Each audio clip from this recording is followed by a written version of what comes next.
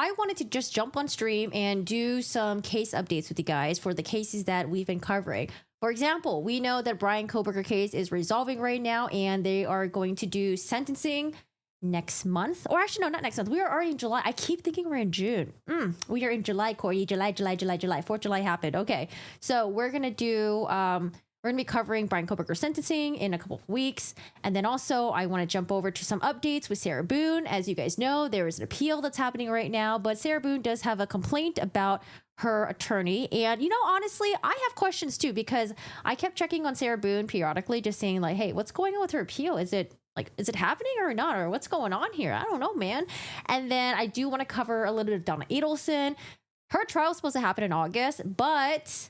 I don't know. Donna is fighting hard because Donna does not want to be judged by the Tallahassee jury. Okay. She wants to go to Miami. Those are probably her people. And she's fighting hard to change the venue. Not only did she try to change the judge and that was denied. Now she's like, well, I'm just going to try to go to Miami then. Peace out, y'all. So we'll see if her trial happens in August. And then I might do, if I have time today, which I think I should have time, but if I have time, I do want to cover Kouri Richins and the new charges that she's been hit with.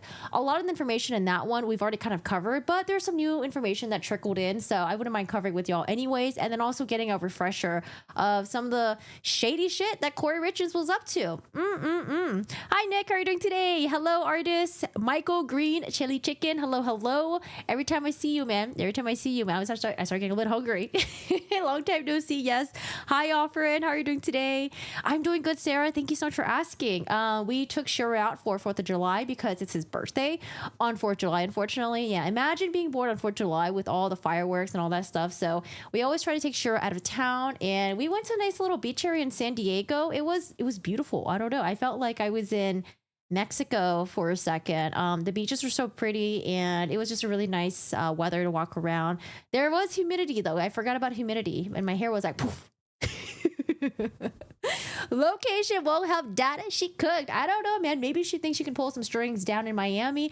Maybe she thinks she has like connections down there. Like, you know, Donna. Like, I don't know, man. Donna, she always trying to do something down there. Thank you so much for pronouncing my name correct. Most people get it incorrect. Oh no, now I feel like I'm gonna mess up. I might mess up then. Artist, right? I hope I got it right. Okay. How do people usually pronounce your name? Oh, Arties, I guess. Arties. Artist sounds better. All right, y'all. So briefly, let's jump over to Brian Kohberger. So we were covering Brian Kohberger last week, and we're covering the court documents, especially specifically we're covering the orders that were put in by the judge. And so with Brian Kohberger, remember, we were covering it last Monday. This is before the plea deal happened. Okay, we're covering it, and the judge essentially was saying, hey, you know, the defense doesn't have enough evidence to provide an alternate perpetrator theory. So that's going to be denied. However, if the defense wants to, they can question Brian Kohberger's they can question the law enforcement that did the investigation and basically ask, hey, you know, why didn't you look at this person? Why did you look at that person? So you can ask questions for cross-examination. And then the other order that we talked about was, for the motion to continue. So again, a very scathing order by the judge, essentially saying that defense, you guys don't really have a good reason for a continuance, and it seems like you're just doing it just to continue, not because you have so much, evidence to go through, blah, blah, blah, blah. And so we're like in the middle of reading this, and all of a sudden people are like, oh my God, Corgi, plea deal. And so Brian Kohberger took the plea deal. We covered it last Wednesday, and he is essentially saying that he's guilty of all 4 charges of the murder, and then also guilty of the burglary going to the 1122 King Road house. We're going to have the sentencing happening in roughly about 2 weeks. And, the plea deal was met with a lot of mixed emotions from the victims' families, the people on social media. A lot of people are wondering, why is the state doing this? You know, they feel like they had really compelling evidence that Brian Kohberger could be convicted and hopefully go for the DP. And then some of the family members are very vocal about this as well, feeling that the state just kind of like copped out and took the easy way out into this whole thing. However, I have seen some support from other family members of the victims saying that they do support this plea deal because, you don't have to go to trial. Brian Kohberger has already pled guilty to all charges. There's going to be no appeal whatsoever. So he's going to have a life sentence no eligibility for parole. Because another thing that people were discussing as well was that, well, you know, you never know what's going to happen with this case with Bryan Kohberger. Yes, he might be found guilty. However, it could be like Jodi Arias. You know, the jury might not be like, hey, you know, you're guilty of the crime, but we don't think that, I don't know, we don't think we should give you DP, right? With Jodi Arias, it was like, I think it happened, I think they went over it like twice already. The first time the jury couldn't decide, and the second time they're like, yeah, we're just not going to give her death penalty. And then same thing with the Parkland shooter as well. He was found guilty for the charges. And, you know, when it came to the death penalty, ultimately he did not get the death penalty. And then there's even some people that do sit on death row and then laws change. And sometimes it's like, well, you know, you're sitting on here for death row. However, we'll just give you life in prison instead. So it's like, just because you get the DP doesn't mean you're guaranteed to actually get DP. And then the whole system takes forever for you actually, like, you know, for the execution actually happen. There's all these appeals and all that stuff. So I can see why people are like, hey, you know, we're happy with this plea deal. Like, yes, you know, he's not getting what he deserves in terms of he murdered someone. He should have his life taken. But, you know, he will be sitting in jail forever. And I'm seeing some new videos popping up on my YouTube. Apparently, Idaho prison is no fucking joke. I don't know. I think Lori Lee made a video about that. And then there was also another content creator that I have not watched yet, either of those videos. But I do want to check it out because apparently, you know, Idaho prison is...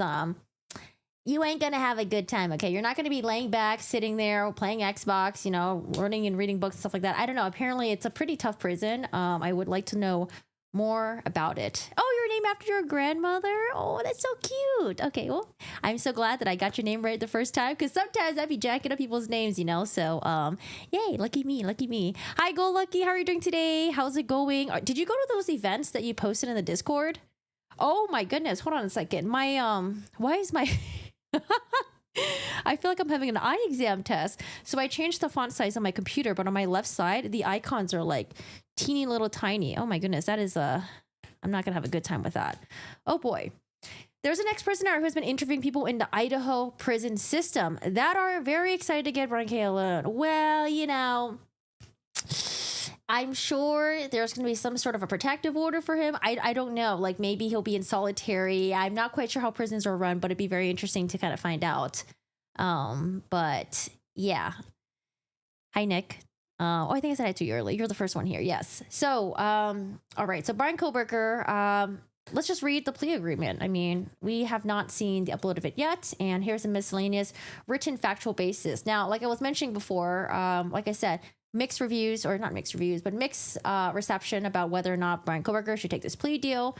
I do get that people are upset because Bryan Kohberger, the defense, you know, people feel like they have been putting the families through, you know, for the past, 2.5 years, basically doing everything they can to try to get the case thrown out or get evidence thrown out.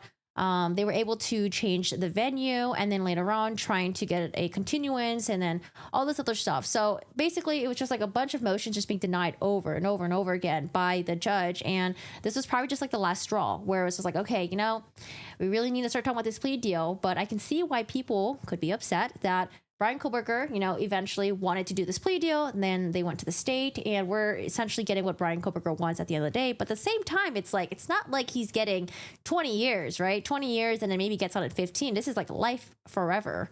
And then you have to plead guilty and say, hey, I committed these murders, you know, and you know how that's going to affect his family members. You know, people are going to be looking at his family members like, oh, wow, you're the family member whose, you know, son committed this crime, or the brother who committed these crimes. So it's probably a really, really tough decision. But I think the evidence was quite compelling. But you never know. Sometimes when things go to trial and you're just like, oh, well, I thought it was the evidence looked kind of like set in solid stone. But, you know, you never know what happens in trials, and you never know what gets revealed. But so far, it seems like it was quite overwhelming, in my opinion. All right.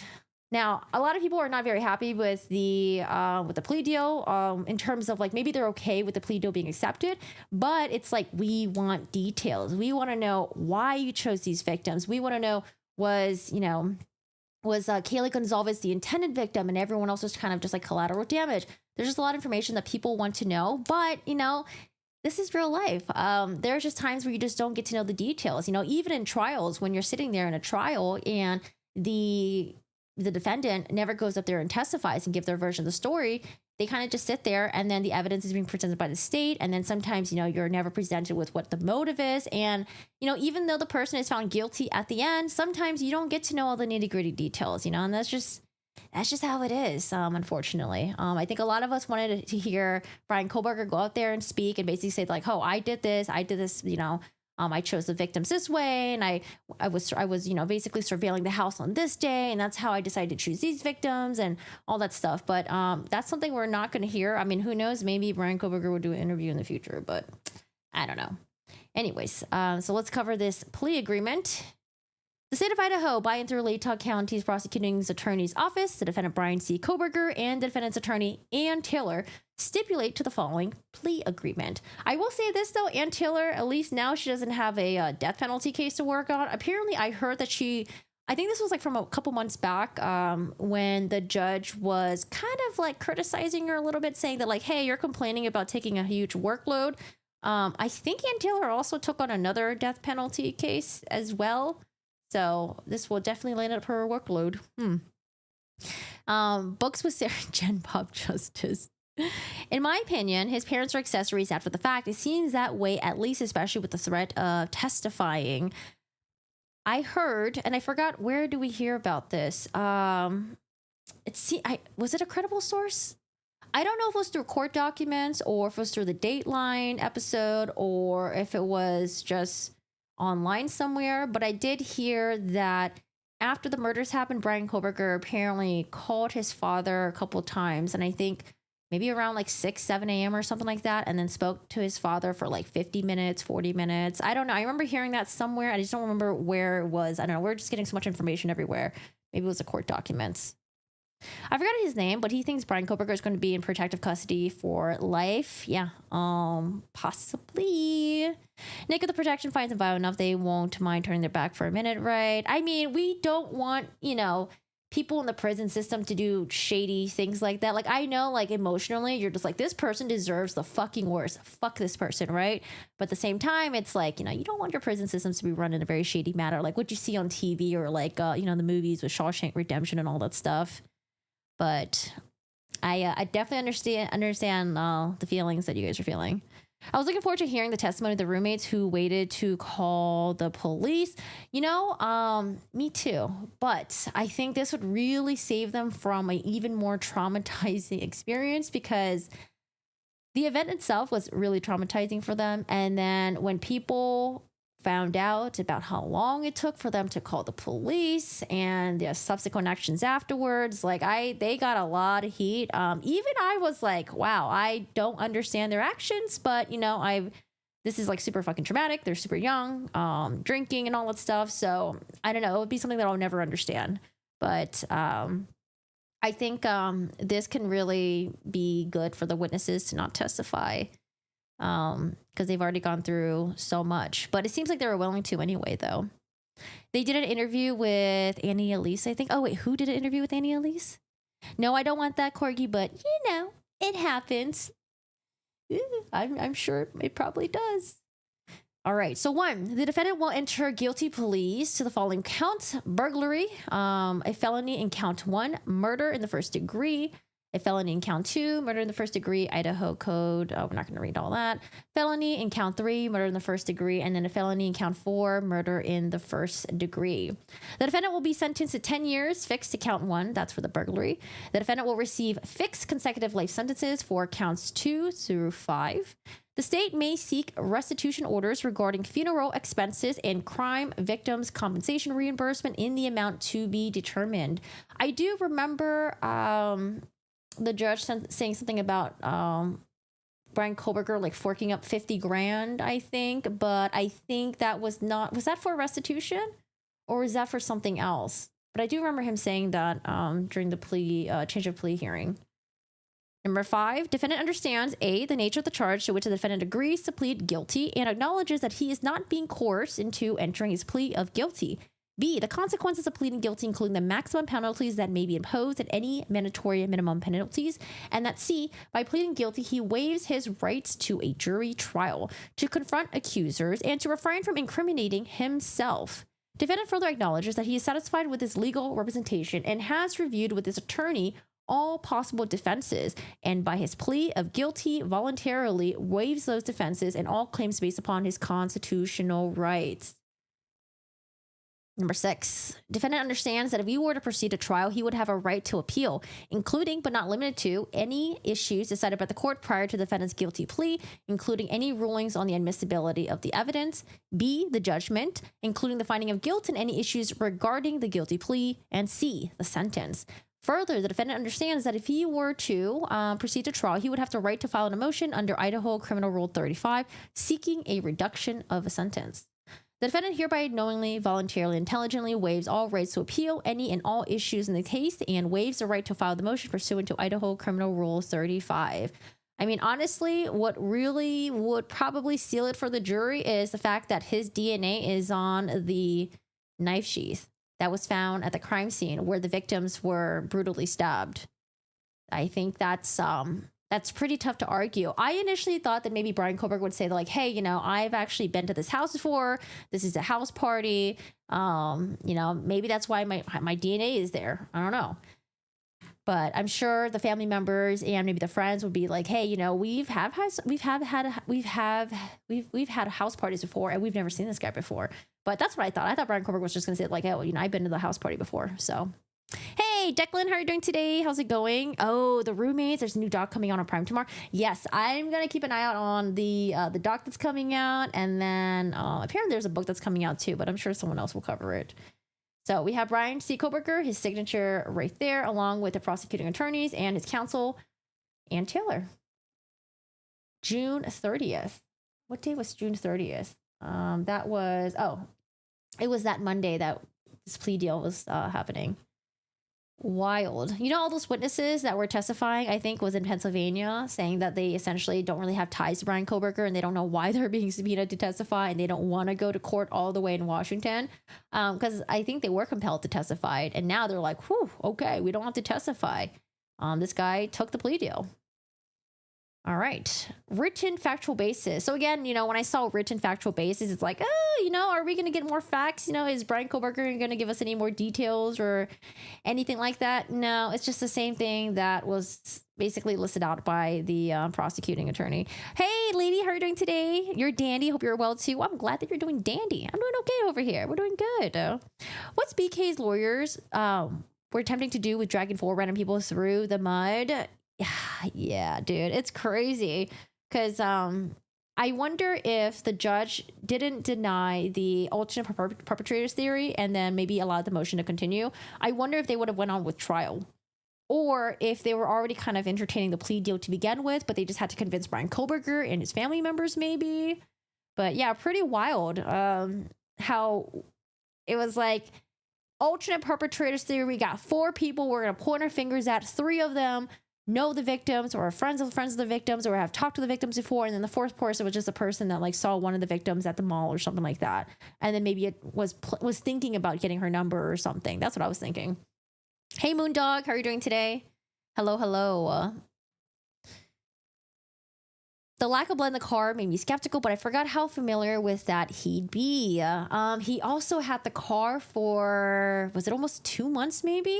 Now, where did we hear this? The car was like thoroughly and meticulously cleaned. Was that... I'm trying to remember, did I read that somewhere or did I hear that somewhere? Because I remember that was brought up recently. But apparently the car was I'm trying to remember. Who was it again that said that they even looked through where the cup holders are? And you know how sometimes you find like shit in your cup holders, right? Or like in the crevices somewhere. There's always like maybe some crumbs, maybe some hairs, maybe something there. It was like completely cleaned out. Was it when the state was speaking and they basically gave the facts to the judge? All right, written factual basis. Again, this is Bryan Kohberger. I hereby admit responsibility to count 1, burglary, which requires the following elements. On November 13, 2022, in Layton County, state of Idaho, the unlawful entry of a residence located at 1122 King Road, Moscow, with the intent to commit the crime of murder. I hereby admit responsibility to count 2, murder in the first degree, which requires the following elements. On November 13, 2022, in Layton County, state of Idaho, the willful unlawful, deliberate, with premeditation, and with malice aforethought, killing and murder Madison Mogen. I hereby admit responsibility to count 3, murder in the first degree, which requires the following elements. Same thing, November 13, 2022. Willful, unlawful, deliberate, with premeditation, and with malice aforethought, killing and murder Kaylee Gonzalez. I hereby admit responsibility to count 4. Murder in the first degree requires the following elements. November 13, 2022, Latah County. The willful, unlawful, deliberate, with premeditation, and malice aforethought, killing and murder Xana Kernoodle. I hereby admit responsibility to count 5, murder in the first degree, which requires the following elements. November 13, 2022, Latah County. Willful, unlawful, deliberate, with premeditation, and malice aforethought, killing and murder Ethan Chapin. There was a video that popped up on my YouTube. Have you guys seen it? Hey RP, how are you doing today? Hello, hello. The prosecution after they walked through the evidence. Okay, he was the one that said it, right? Okay. He was carrying a container with him, right? I was like, container? He was carrying a container with him throughout the house. Did he take off the outer layer of clothes and stick them in the knife before getting into the car? I don't know. Because I remember people were saying that, like, you know, there was a bucket maybe, or was it like I think someone said, like, what did they say again? Was it vacuum or like something that could be like a handheld shape, but it could be kind of weird to hold a vacuum with you. I don't know. Maybe he had like a bucket of like cleaning tools with him. But I do remember the defense saying that there's no way Bryan Kohberger committed these crimes within the time frame because there is evidence that someone attempted to clean the crime scene. So then people were thinking like, okay, well, who would try to clean up the crime scene? Was it the roommates? Were they trying to clean up the crime scene? Is there something shady going on here? But it's just so crazy how just reading all these, I don't know, all these documents after the fact. And then we have him pleading guilty. Dateline also said it was clean too. Okay. You're doing all right. How's the weather over there? Is the weather is it hot over there still? Is it crazy? We're actually getting, a heat wave right now because apparently usually the wind blows from the ocean and we get like the cooler air coming in, but now because the wind is going from north to south, we're getting all the hot air from up north. Oof. It's rainy and humid. Oh no, I don't like humidity. No humidity for me. But yeah, I do wonder what was in that bucket like container. There was also in the court document that was written by the state, they also mentioned that it's possible that multiple weapons could have been used against one of the victims. I forgot. I think it was either Kaylee or Maddie. I don't remember.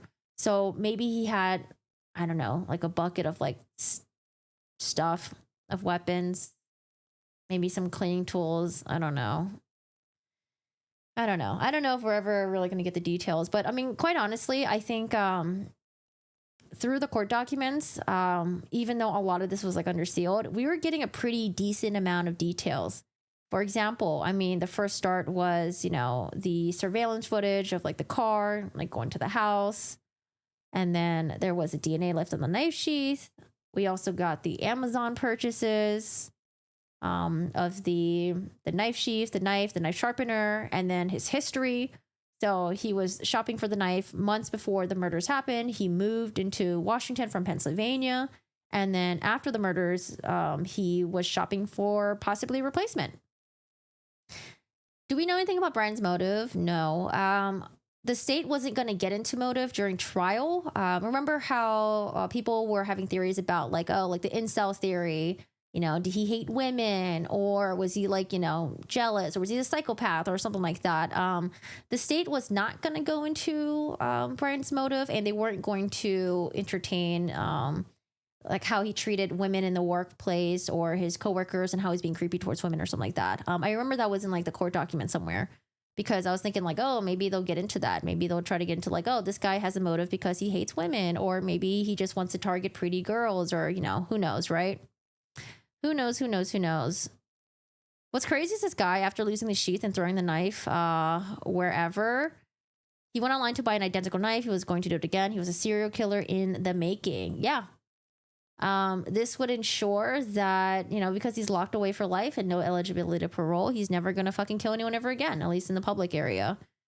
But I'm a little curious now. There's been no facts to back this up whatsoever, but it's like, well, I do wonder if there's been any other missing persons before this, or because they always say that serial killers, before they target people, it always starts with like maybe animals, but he did leave the dog untouched. I think it was like a golden doodle that they had, but I don't know. And he was a vegan or something. So I don't know if he has like some sort of like sentiment towards animals that he doesn't towards humans.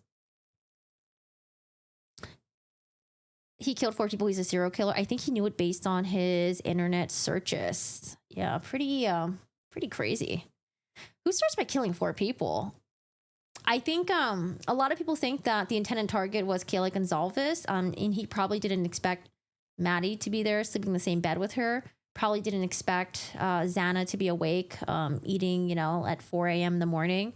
But I'm just confused. Why Ethan, I guess? Why Ethan? They said that Ethan was sleeping while Xana was still awake. So I wonder, was Ethan starting to wake up? And then, or Brian Kohberger saw him as maybe a threat? Because I actually didn't know. Ethan's a pretty tall dude. From the pictures you can't tell. I thought Ethan was maybe like 5'8" or something, but Ethan's actually like 6'3" or something. He's actually taller than Brian Kohberger. I don't know if he's like as big, but pretty tall. Jealousy? Yeah, I don't know. Yeah, I think he planned to kill one person. Yeah, I think a lot of people were thinking maybe that was what the theory was. Maybe it was just like 1 intended target, and then like the other 3 were just like, they were just kind of just there. And it's really, really unfortunate. I don't know, but they said he like mutilated Ethan's legs. I remember hearing about that in the doc. Did they use the word mutilated? But I remember it was like some sort of, they said like he like carved his legs a little bit or something like that. I don't know. Sorry guys if that sounds a little too graphic for you guys. I didn't realize that touch of Tracy DNA was so controversial. Apparently, most of the world won't allow it in court. You know what's interesting? From watching all these trials, touch DNA, gunshot residue as well. Because the thing with gunshot residue is, gunshot residue can come from any time and at any time, anywhere. Hi Diane, how are you doing today? And the gunshot residue could also be easily transferred, could also be easily wiped as well. But I guess it's like the totality of evidence. If your case hinges on just touch DNA, or if it just hinges on like gunshot residue, then probably not a good case for you. But if you have everything else that contextually supports it, then that could be good. But I do remember that they did mention with Brian Kohberger that it was single source DNA contribution. Is that what they use, or am I thinking of a different phrase? But essentially, they were essentially trying to say that because on the knife sheath there was only Brian Kohberger's DNA on it, it means that it wasn't transferred by anyone else. If it was transferred by someone else, then there will be another contribution of someone else's DNA. So, for example, if I touch Diane's arm and then I touch like a knife sheath, right? Then that knife sheath, if it had Diane's DNA on it, well, since I touched Diane and then I transferred it onto the knife sheath, it would also have my DNA mixed in there as well. So I think they were trying to be really clear about, no, the DNA seems to only come from the person who touched the physical item, not transferred from someone else through, another source. He didn't expect one of the girls to fight back, considering the amount of damage done. I did hear about that. Steve Gonzalez, the father, he talked about that with Ashley on what's her name? Ashley Banfield or Benefield? I always screw up her last name. I'm sorry, Ashley. But yeah, he essentially said that his daughter had a broken nose because she was trying to fight back, and it's probably during that fight that he lost a knife sheath. So, oh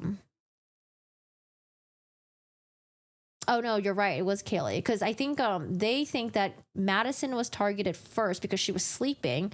And then, she's basically someone who can't defend herself. And he's probably afraid that she would wake up. And then Kaylee afterwards. Yeah, that's right. Thank you. But anyways, pretty wild. Pretty crazy. I did not expect this at all. Seeing how hard in retrospect, it's like, oh, I guess I could see this happening because they were basically, the defense was fighting everything, right? And then I think when it finally came down to just having everything just denied, it's like, well, maybe we should entertain the plea deal. But yeah, I thought she was going to keep on fighting. Whew. All right. So that is with Brian Kohberger. And then we will be covering the sentencing. Again, the sentencing might be a 2-day thing. The judge says that they're going to do Wednesday, the 23rd. They'll take the whole day. And then if they need additional time, then they'll take up the 24th as well. But then, guys, remember, the 25th is Lori Vallow's sentencing for the attempted murder of Brandon Boudreaux, and then also for the murder of Charles Vallow. So that's a 3-day thing for that week for us.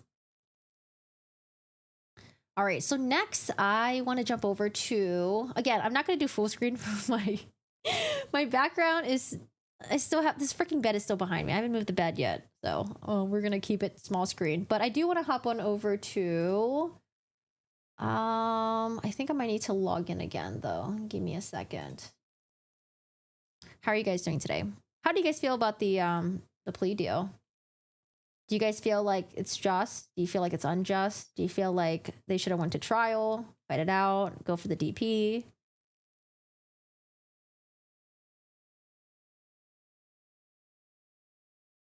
Yeah, I need to log back in again. Case records.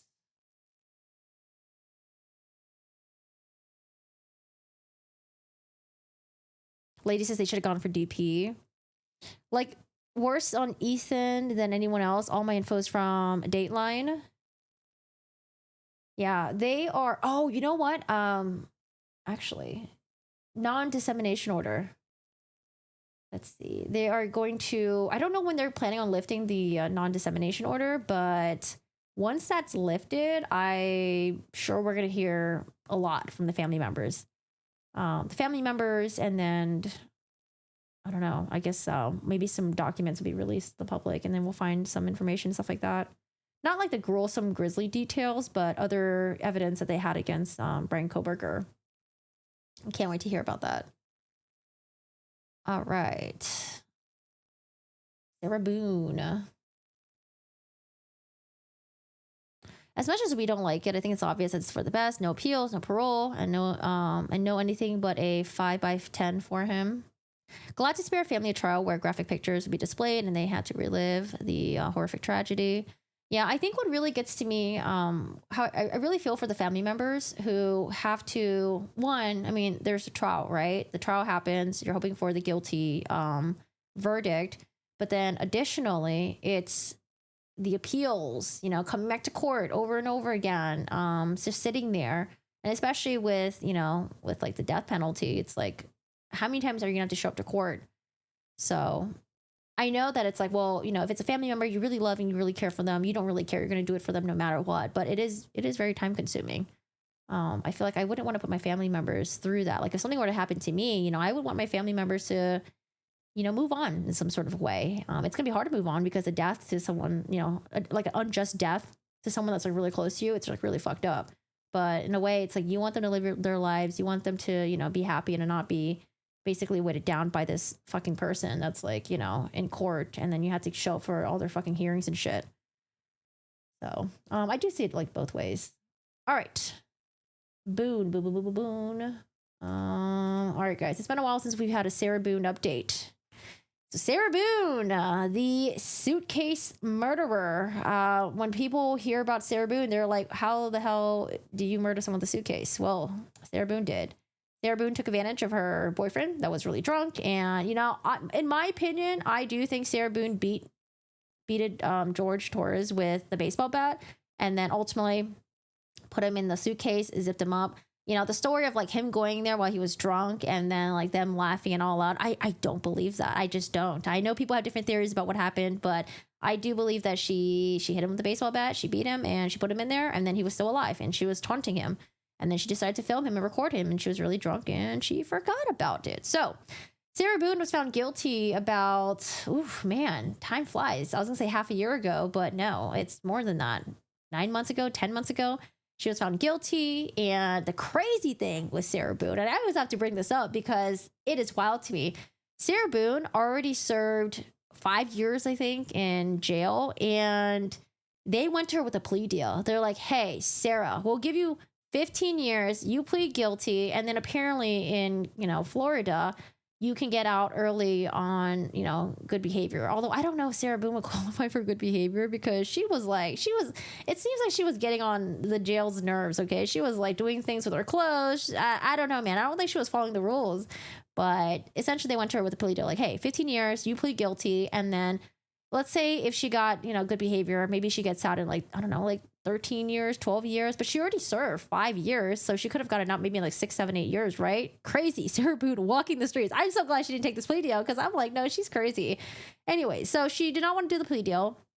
She believed that she was the one who was a battered spouse. And, she said that George did horrible things to me, which we don't disagree with that. We saw, her and George having a very volatile relationship. He would hit her, he would beat her, she would go to the hospital. But honestly, like Sarah Boone, like a lot of the footage that we saw of her and the recordings, she was also very fucking abusive. There's different types of abuse, and she's pretty fucking crazy. Watching it was actually really shocking because it was a lot worse than what we initially thought. I just felt like the more information that came out about Sarah Boone, the worse it just kept getting. And so, I think she really thought she could sway the public by showing, the jury, the court, that, oh, look at what George did to me before. These are the pictures, and she did have some really horrible injuries. She got stabbed. She had to go to the hospital. She had like this really bad black eye. But, what Sarah Boone did is not justified. You can't just take shit into your own fucking hands. They had a very volatile relationship, and it seems like she just wanted to punish him. She wanted to punish him. She wanted to humiliate him. And that's exactly what she did. And he died a fucking horrible, excruciating death, suffocating to death in a fucking suitcase, being all cramped up. Like, yes, George is a small guy, but still, who wants to die in a fucking suitcase like that? That's just fucking horrible. And getting beat to death by the person that you thought you loved on the other side. Really awful. So Sarah Boone was found guilty. And, that was pretty much the end of Sarah Boone until a couple weeks afterwards where, where Sarah Boone, she spoke at her sentencing, and she was like, this is a shorter version because I think Mr. Owens was like, hey, Sarah Boone, like, a lot of the shit that you wrote, I'm going to cut it out. So she did that. And then she got the sentence. She wasn't very happy. So she's like, fuck this. I'm going to release what I originally wrote to the world, to the judge, to everyone, because fuck you guys. So Sarah Boone wrote this. She wrote this whole thing, released it out to the public. And it was basically just like, fuck you guys. You guys suck, and I don't deserve this. I'm the victim here. I don't know. Crazy stuff.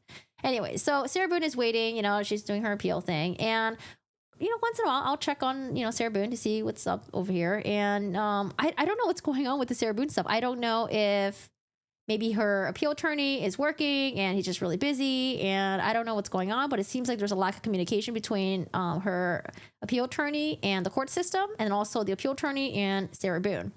So, I mean, it's not like we're not seeing anything happening, but I do remember that there was some stuff going on here. It seems like, because I thought that you had 30 days to appeal your case. I guess I don't really know how it happens, but I thought you had 30 days to appeal your case. I think they put in a thing saying like, hey, I'm going to appeal. And then he requested transcripts, which we read, by the way, because we got to read all the sidebar transcripts. If you guys have not seen the video that I covered with the sidebar transcripts, read them. They're pretty great. I love covering sidebar transcripts because we don't get to hear them during the trial. We don't know what they're arguing about, but similar to the Depp v. Heard one, right? When the sidebar transcripts were released, we're like, holy shit, like I thought Elaine was bad, but she was even worse in the sidebars. Now, I would say Mr. Owens wasn't too bad in the sidebars, but he was very entertaining indeed because he was pissed, okay? By the end of the trial, he fucking hated the opposing side. He hated the state. He was like... What are you saying? I was like in closing arguments, and he's like, this guy is a know-it-all. He thinks he knows everything. He was talking about Mr. J. So funny. Anyways, just little court drama stuff, little court drama stuff. Hi, Lord. How are you doing today? Hey, Gorgie. Hey, Chad. Hi, Lord. How's it going? Hello, hello, hello. I hope you're doing well. Hi, Carolyn. How's it going?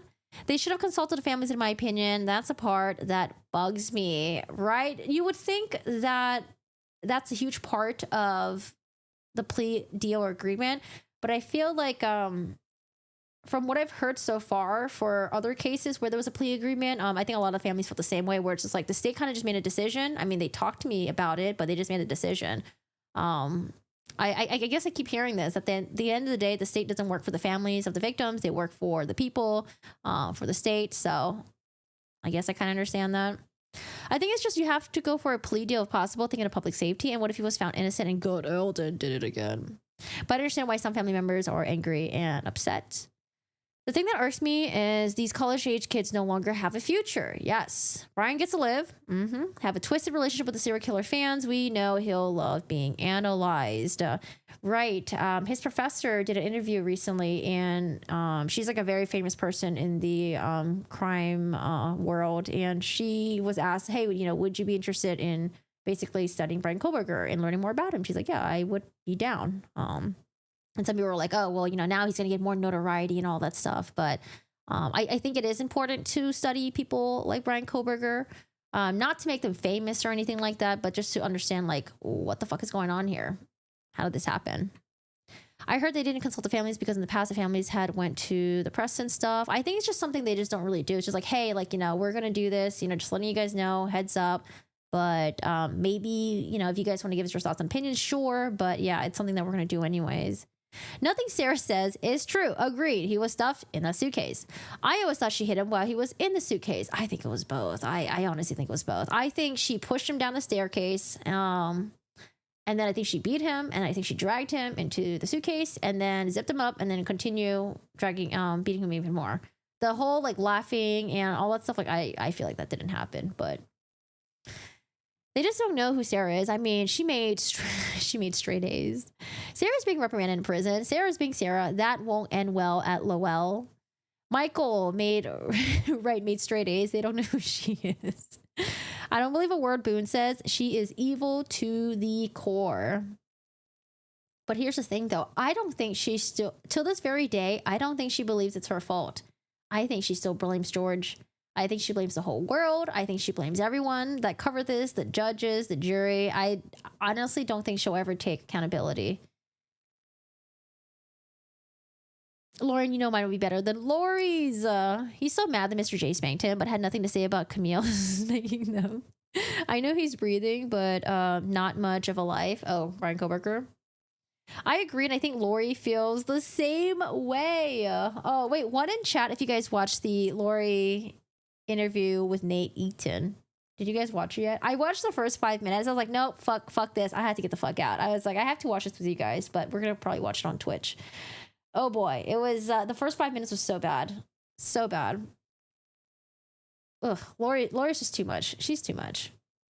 All right, anyways.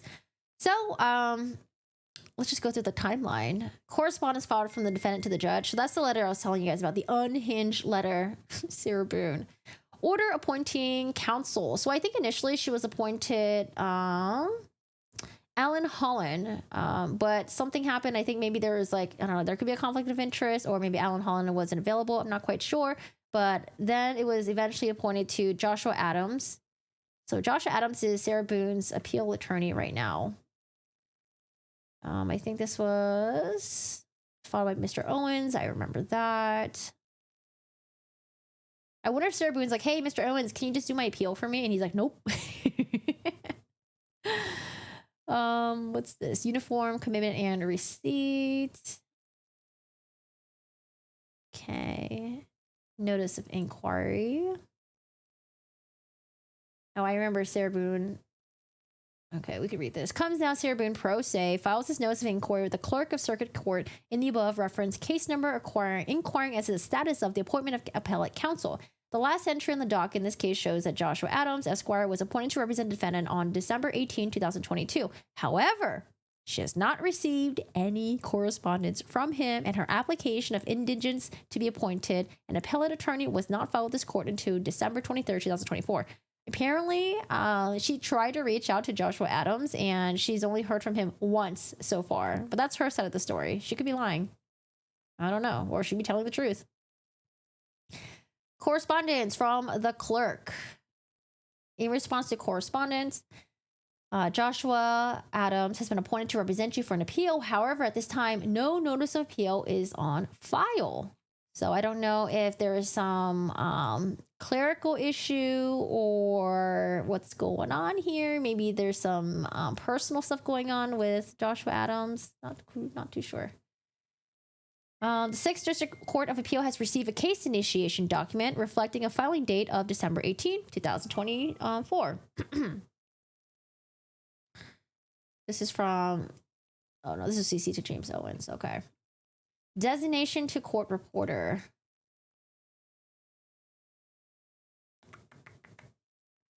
We don't need to read this. DCA order. What's this DC order? By the order of this court, the appellant's motion for extension of time to serve the initial brief is denied without prejudice as moot, as the clerk of the lower tribunal has not transmitted the record on appeal to this court. So we're thinking, okay, what's going on with Joshua Adams? The court reporter's motion for extension of time is granted. The transcript shall be filed with the clerk of the lower tribunal by April 11th. So we got all these transcripts that were posted, and we got to read them. Yay, fun. DCA order. This is from May 2nd of this year. The lower tribunal has not transmitted to the record on appeal to this court within 20 days from the date of this order. Appellant shall ensure the clerk of the lower tribunal transmit to the record on appeal, or alternately filed a response that shows why this appeal should not be dismissed for failing to ensure the transmission of the record. The record is not transmitted, or the appellant fails to file a response within the time allowed, this case may be dismissed without further notice or opportunity to be heard. So Sarah probably saw this and she was probably sweating, because I would be too. I'd be like, what's going on with my appeal here? No, please don't just dismiss it. Index to record on appeal. I don't think we need to go through this. Okay, yeah, this is just basically an index of everything. DC order. This is from June 13. Hey, it's me, Popsicle here. Hello, how's it going? By the order of the court, within 20 days from the date of this order, appellant shall serve an initial brief or alternatively file a response that shows cause why this appeal should not be dismissed for failing to timely serve an initial brief. If appellant fails to timely comply with this order, this case may be dismissed without further notice or opportunity to be heard. Again, we got this in May, and then we got this in June. Here's July. What's going on in July here? So it seems like Sarah Boone's appeal attorney put in the motion for extension, and that motion was granted. The appellant shall serve the initial brief within 60 days from the date of this order. I hereby certify that the foregoing is a true copy of the original court order. So maybe something happened that's legitimate enough for the reason why there's a delay for the initial brief to be filed. All right, 7-1. Is that the one we just read, right? Yeah. So this is Sarah Boone here. So we don't get like the unhinged Sarah Boone letter, the one that's handwritten, the one that is complaining and basically talking shit about the attorneys, the judge, and everyone else in the world. Sarah Boone writes this, and honestly, it's not unhinged. Sarah Boone, are you changing? Notice of inquiry comes now. Sarah Boone, appellant, and respectfully moves this honorable court to please provide the status of her court-appointed appellate attorney, Joshua E. Adams, in addition to her inquiry as to the status of her pending appeal. So with Sarah Boone, we're going to hear the same complaints, though, saying that basically there's a lack of communication and she hasn't really heard anything. She's only heard a response from him once. I'm not really quite sure how involved the defendant is in appeals. Now, defendants being involved in their case, yes, because, they have to work with the attorneys, but being involved in the appeal process, I wonder if that's like mostly just like the attorneys thing, where the attorneys are basically doing their own thing. And if they need the, defendant for anything, he can like go to her and ask her maybe some questions. But I don't know if it's just like all like them looking at transcripts and just seeing if there's anything that could have been done differently or the judge ruled incorrectly. But I can't wait to read the initial brief. It's never filed. Sarah Boone thinks she has a say in her appeal. Her attorney knows better. Not to Sarah Boone. Sarah Boone thinks she knows everything.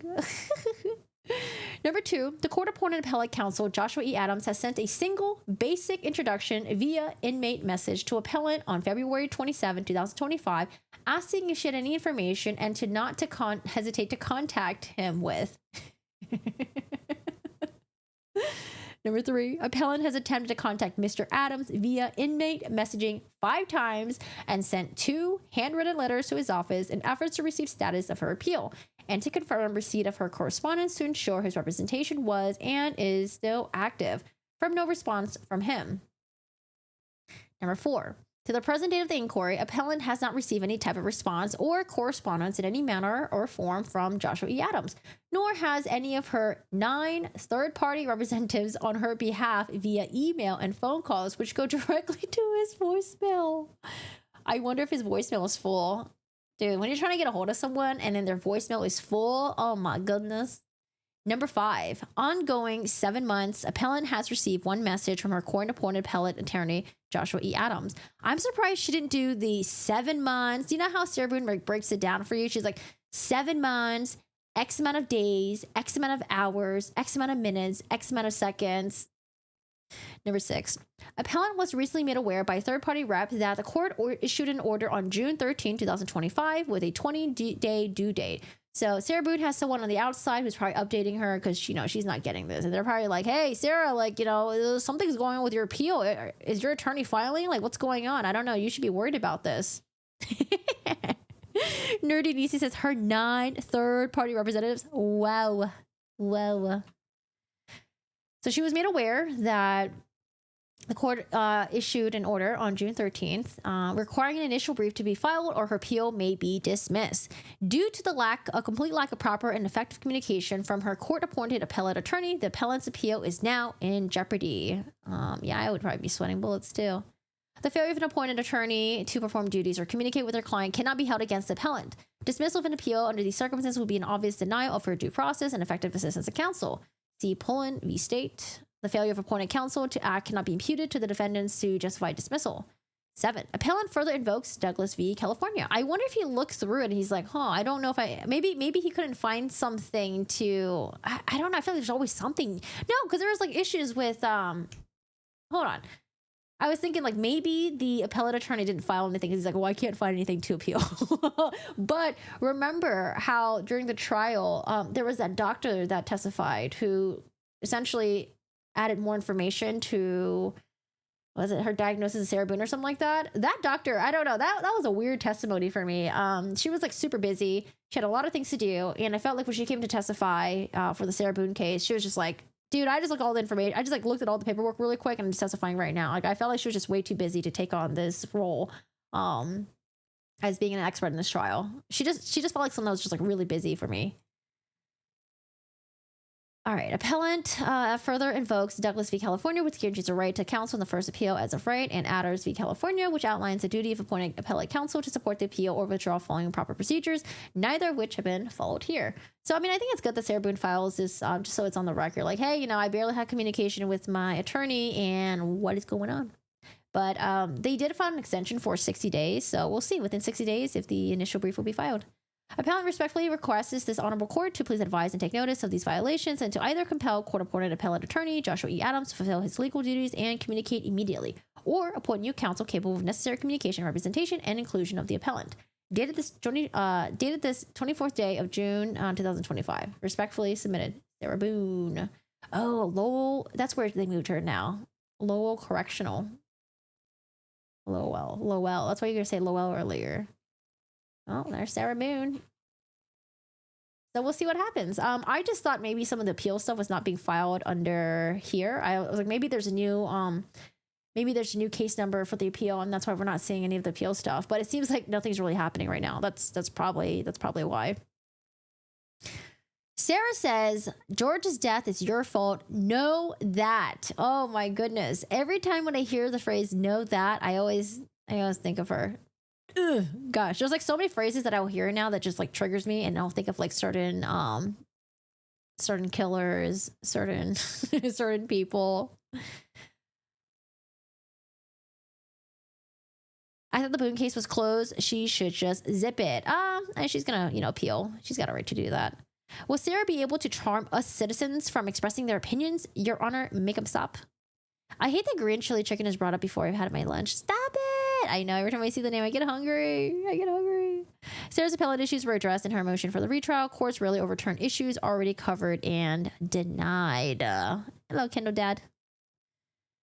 I think I heard somewhere that appeal attorneys don't have to communicate much with the client because they're just looking for errors in the case. Yeah, it wouldn't surprise me if maybe Sarah thinks that she needs to be like heavily involved like she was in her trial. But I would expect in appeals, I mean, what can you add? You know, what? It's not like she knows like the law or anything like that. What can you add on more? She can tell them how she felt. You know, she felt like she was being wronged, but yeah, I feel like they're just looking for technicalities and stuff like that. All right. Was there anything else with Sarah Boone? I did want to do a separate Sarah Boone coverage. I got access to her like her other court documents, but I just haven't gone through yet. I don't know if I want to. We'll see. We'll see if it's interesting. Maybe we will go through it. All right. So that was the Sarah Boone letter, I guess, and you know, not completely unhinged. Not completely unhinged. Very surprised. I thought she'd be like, "Fuck it, fuck it." That's basically the aura that we got from her after her sentencing, where when she put in that correspondence to the judge. It's basically like, F you guys, F the world. You guys suck. All right, next, Donna Adelson. Let's jump over to Ms. Donna Adelson. Donna. Let me refresh this page really quick because I don't know if I'm still logged in.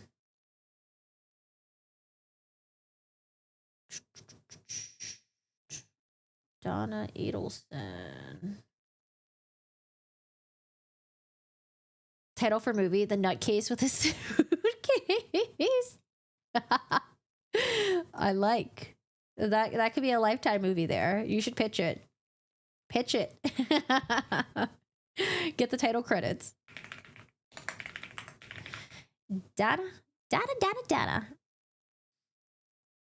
Try thinking of a Lori. It takes my appetite every time. Yeah, just think of those Sharpie eyebrows, dude. The Sharpie eyebrows, that orange makeup, the poodle hair. Oh, God. Let me take a sip of water.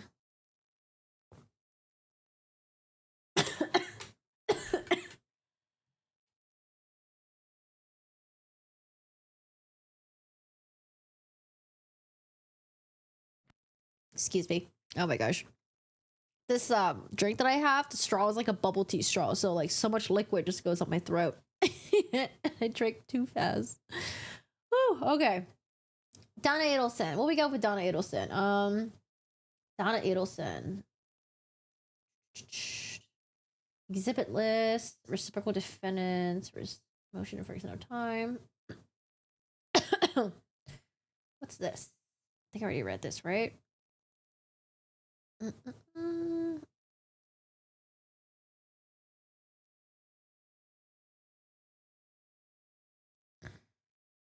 States exhibit list.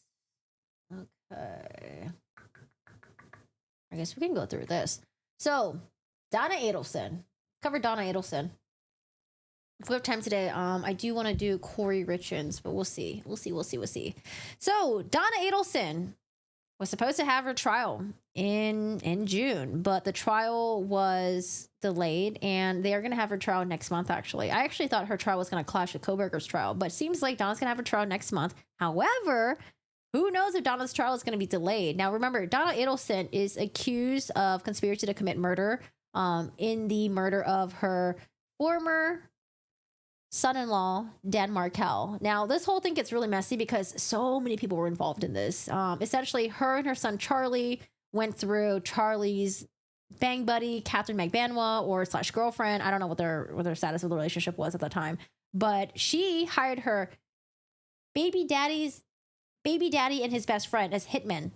They drove all the way from they drove all the way from the Miami area all the way to Tallahassee, murdered Dan Markel in his driveway. He was sitting there in his Prius, talking on the phone with a friend, by the way. And he was pronounced dead at the hospital that same day. His ex-wife was brought in, questioned, and we watched. If you guys have not seen Wendy Adelson's police interview, you guys have to watch it. It's so bad. It's so bad. Wendy just comes across as someone who just is very talkative, and I think she gets really nervous. She talks a lot when she's nervous, which is really goes against her. Because within the first like 30 minutes or something like that, she was already saying like, oh, well, maybe my brother, was involved. Oh my God, my family hates him. Dude, she was just talking up a storm. And I think the family was probably pissed at her for that. Because because I genuinely do believe that Wendy is possibly involved. There's a lot of weird things with Wendy, and I won't talk about it right now, but the fact that she took that, the weird route, and the fact that she tried to go to the crime scene, and how she acted afterwards, before, yeah, I think Wendy's involved. Now, I don't know if they're ever going to go after Wendy or not, or if, once Donna's done, Wendy's next. Who knows? We'll see what happens. Or maybe they don't have enough evidence against Wendy Adelson. So, one by one, each person goes down for this. They go after the two hitmen. They go after Catherine McBanwell. She had her trial twice. And then they go after Charlie Adelson, found guilty. Now they're going after the matriarch, Donna Adelson. Now, I'm interested to see what kind of evidence they have against Donna Adelson.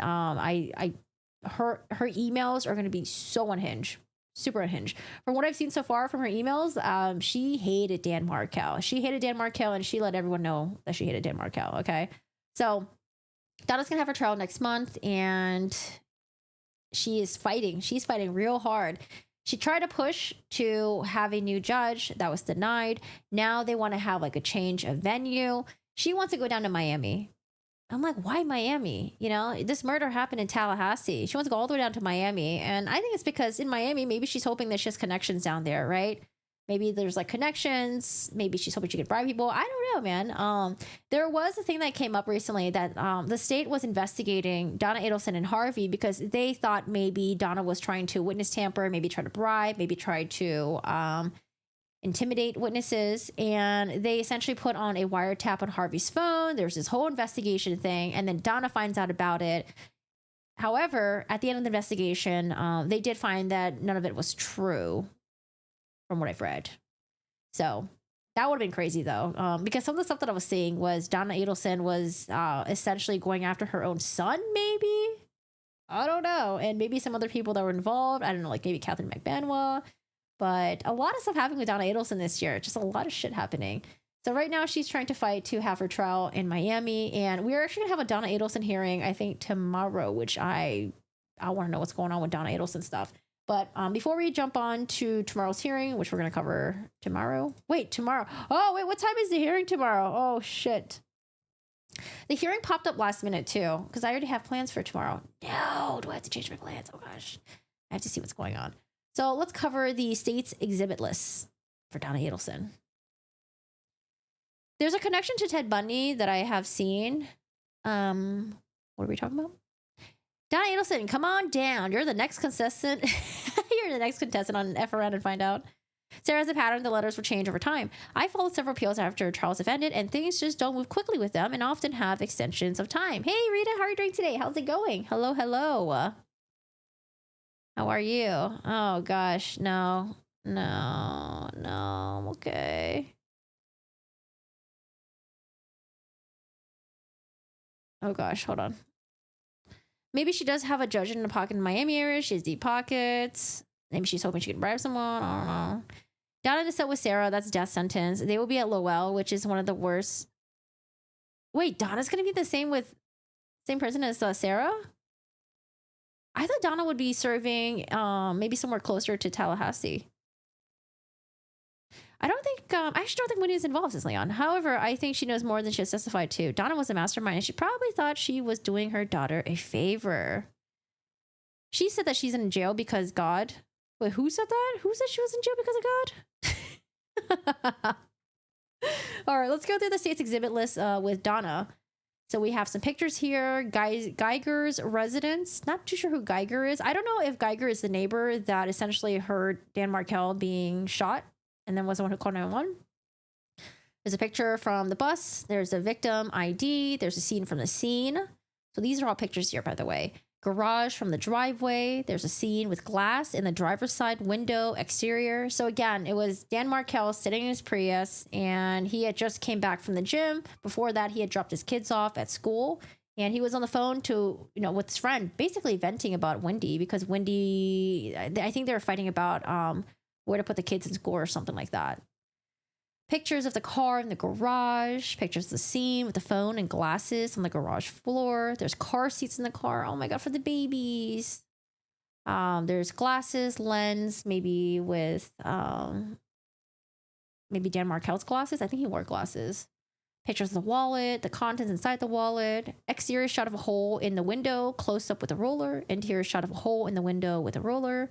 There's Wendy Adelson's vehicle, the driver's side, Wendy Adelson's vehicle, the front side. So Wendy was probably driving her car, and then I think, actually, no, was Wendy? Did Wendy drive to the police station? Maybe Wendy drove to the police station, they asked to take pictures of her car. But do you remember how Wendy, when she came to the police station, they asked to take a picture of her, and there's that like awkward picture of her standing there like a fucking action figure? There's a WA vehicle. I don't know what. Oh, Wendy Adelson's vehicle, maybe? Whiskey and receipt. Oh, that's right. Because Wendy said that she was buying whiskey for the brunch she was heading to. But the route that she took to buy the whiskey was like, instead of just going here to here, she goes all the way down here where Dan Markel is and goes all the way back up. Doesn't make sense. Let's see. Picture the Vic. So I think this is probably Dan Markel at, I'm assuming maybe that's maybe the hospital. Left arm, close up. We got autopsies, x-rays, neck area, forehead, left eye area.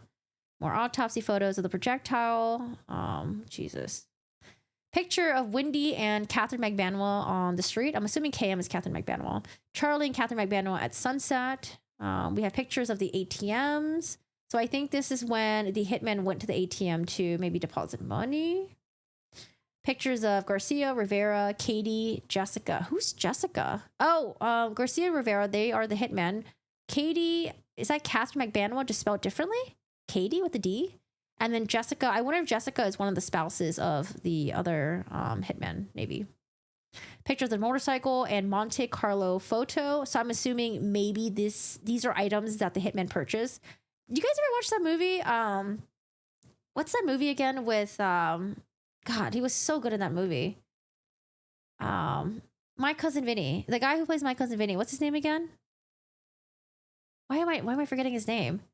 But he was in this gangster movie, and it was with, he's in it, and then also Robert De Niro's in it as well. But there's a scene where basically everyone around them's getting rich because they're doing like illegal shit, right?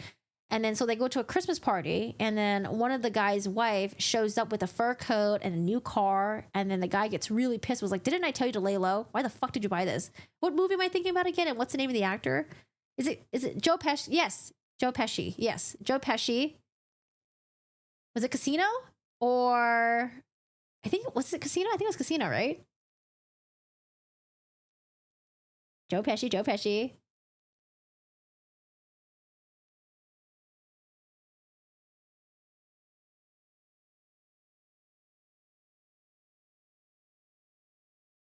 Oh, the letter was not written by Sarah. Yeah, I was thinking maybe someone did it on behalf of Sarah Boone, and then like they just had her like sign it or okay it. Was it Goodfellas? Yeah, I always mix up Casino and Goodfellas up. Which one was it? Was it Casino? Or was it, no, maybe it was Goodfellas then. That's why I didn't know which movie it was. I always get the two of them mixed up. The Youths? The what? Oh, Youths. Yeah, he was in both, but the scene from the movie, was it from, I think it was from Goodfellas, right? Because was Ray Leone in Goodfellas as well? Julie Schnecker is housed at Lowell Annex for murdering her 2 junior and senior high school children. Prior treatment for schizophrenia was ineffective. Oh my gosh.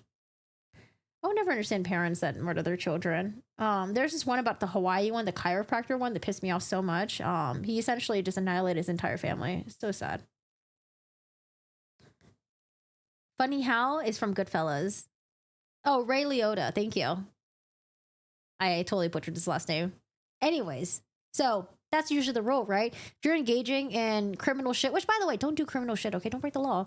But, you know, if you are and you get a huge sum of money, well, don't just fucking spend it, because when you get caught, they're going to use that evidence against you. Or, I don't know, maybe do spend it just so you can enjoy before you do get fucking caught. But just don't commit crimes. Anyway, so there's a picture of a motorcycle, Monte Carlo, and I'm assuming maybe these hitmen, you know, instead of laying low, maybe they bought shit. They probably did, right? Garcia and Rivera on motorcycles. Then they look at the Prius. Pictures of the Prius. There's surveillance images of of Charlie and Donna. That's her couple name right there, Charlie and Donna. Surveillance images of Charlie and Donna at Montes, close up. Then we have pictures of a Lexus. Who was driving a Lexus? Lexus. Maybe one of their cars? Maybe one of the Adelson's cars, maybe? There's some documents with who's who with contact, with phone numbers. iPhone, Wendy Adelson iPhone contacts from mom, dad, and Charlie. Wendy Adelson iPhone contact for gibbers. Does anyone know what gibbers means? I know it was a demeaning name that they used to call Dan Markel, but is gibbers, is it some sort of, is it like a racial thing? Is it like a racist thing or something? Like what is it? Donna Adelson, Wendy Adelson phone call log, Wendy Adelson iPhone voicemail log. We have the divorce filings. We have Garcia Facebook picture with maybe certification, maybe? Garcia Facebook picture. Pawn ticket with certification, I think. Document emails. Rivera, some sort of ticket. Garcia, some sort of ticket. Gas, hybrid records with certification. Adelson Institute records. So again, remember they tried saying that Catherine McBanwell worked at Adelson Institute and she was cleaning, and that's why they were giving her like bi-weekly paychecks or monthly paychecks, something like that. That's all I know, Corgi, demeaning in some way. Yeah, because I remember hearing, I remember seeing somewhere that Donna was calling him gibbers. But I don't know if it's like a religious thing or like what is, I don't know. If you run to a different country, make sure there's no extradition treaty. And then also at least try to buy, you know, round trip tickets, okay? And try to remember to hang up the phone before you confess what you're planning on doing. Jesus. Oh, that's right. They gave Catherine McBanwell Harvey Adelson's like old ass vehicle, right? Wasn't like a 10 or 16-year-old vehicle or something like that. Catherine McBanwell was also housed in Lowell. They won't house Donna in the same pot as Katie. Oh, is she also there as well? Jeez. A lot of people there. Who are some other female Florida murderers? Who else is down there that we know? Lexus vehicle information, Comfort Nissan contract, Comfort Hyundai contract. So maybe like more vehicles that were purchased with the money. I don't know. Spirion GPS with certification, summary of communication records, coastal masonry records. Coastal masonry. I wonder what that is. I wonder if someone was doing like house renovations or something. Dr. Raudner records. Oh, is this the boob job? Broward dermatology records with certification. So Charlie bought Catherine McBanwell new boobies. Crazy.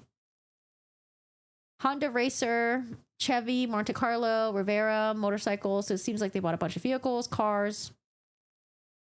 Secreta Garcia financials. Oof. Looking at the purchases after the murder. So they probably was like, hey, you know, before the murder, this guy wasn't buying shit. After the murder, they were buying these cars, these motorcycles. They were spending so much money. And honestly, I don't think they even got that much money. Wasn't it? It was split 3 ways, right? Wasn't it like 130 grand divided by 3 or something? Like, didn't each men get like 40 or 30 grand? Rivera banking patterns bar graph, Rivera overdraft graph, McBanwell multiple account summaries, timing of KM final AI checks. I don't know what that is. Catherine, breast augmentation payment. I wonder how much that costs. Probably really expensive in Miami. McBanwell, Catherine, income sources from 2013 all the way to 2016. All her cash deposits.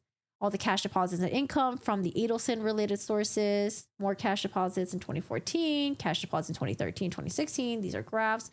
So it's good to have this for the jury to see because it is a very intricate case that involves a lot of people. I'm surprised they were able to do it so quickly, though, with the Charlie Adelson case because his trial was only like, wasn't it like only 10 days? Yeah, I think it was only 10 days. Gibberish or gibberish? If you're sailing and don't talk to Meissen Mass nor the Maine, you might be speaking gibberish. Oh, maybe that's why they were calling him gibbers. Like, just because this guy just speaks gibberish? I don't know.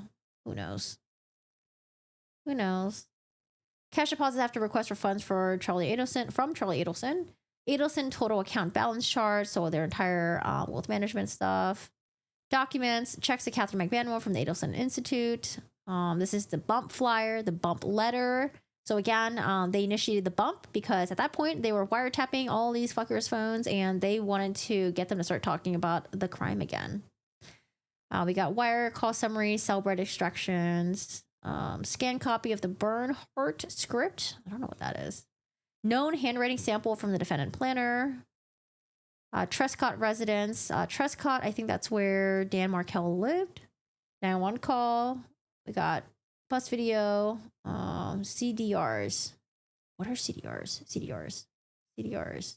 I don't know what that is. CDRs. Maybe recordings? Wire calls. Erica Johnson called to CA. Who's CA? Oh, Charlie Adelson, maybe? Who's Erica Johnson? With the tower dumps of T-Mobile, AT&T, Verizon, Sprint. Wait, is Sprint still around, y'all? Sprint. I feel like I haven't heard of Sprint in a while. That's still around. By the way, I hate AT&T. It's so expensive. We're gonna move back to T-Mobile. No, we're on Verizon. Sorry, Verizon. So expensive for no reason, and the reception sucks. We have ATM videos. We got bank records of all these people. The bump video. The Dolce Vita, the restaurant that they met at, the video, the audio, jail calls. Oh man, I can't wait to listen to some of the jail calls again between Charlie and Donna. We have the eyeglass frame. Maybe this is from Dan Markel's glasses, maybe? Wallet, contents, projectile, Vietnam visa. Get the Vietnam visa for Harvey Adelson and the Vietnam visa for Donna Adelson. There was a painting given to Bernhardt. Who's Bernhardt? 2025 Bernhardt recorded calls. I wonder if Bernhardt was someone that was helping Don and Harvey with getting out of the country or something, or helping him or assisting him in some sort of way. What was painting? Demo. Who's who with financial, code words, Catherine McBanois and Charlie Adelson, comms, wire slides, and timeline. Oh boy. All right, what else we got there? So we have the exhibits list. What is this one right here? Defendants notice of filing supplemental affidavit in support of, motion for a change of venue. So again, it seems like, what's her name again? Georgia Kappelman said that Donna was trying to move to Miami. So it seems like they got someone that supports the change of venue. I don't think we need to read this, but they're basically saying that I'm very much aware that just about anyone in Leon County area that reads a newspaper or watches the local news has watched and discussed this case with each other. 7, the amount of news coverage, especially the repeated news coverage of this case for the past 10 years, has rendered nearly impossible for any member of the community that is selected as a juror to set aside their prior knowledge of this case and is only considered the evidence submitted during the trial. I think, is this the person that testified in the last hearing? I think so, right? I think that's, I don't remember the name though.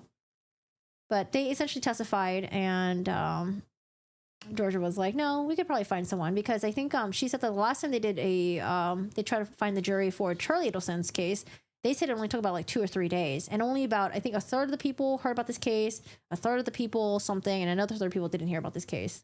So Georgia's very confident that they're going to be able to find a good amount of potential juries to serve on this trial.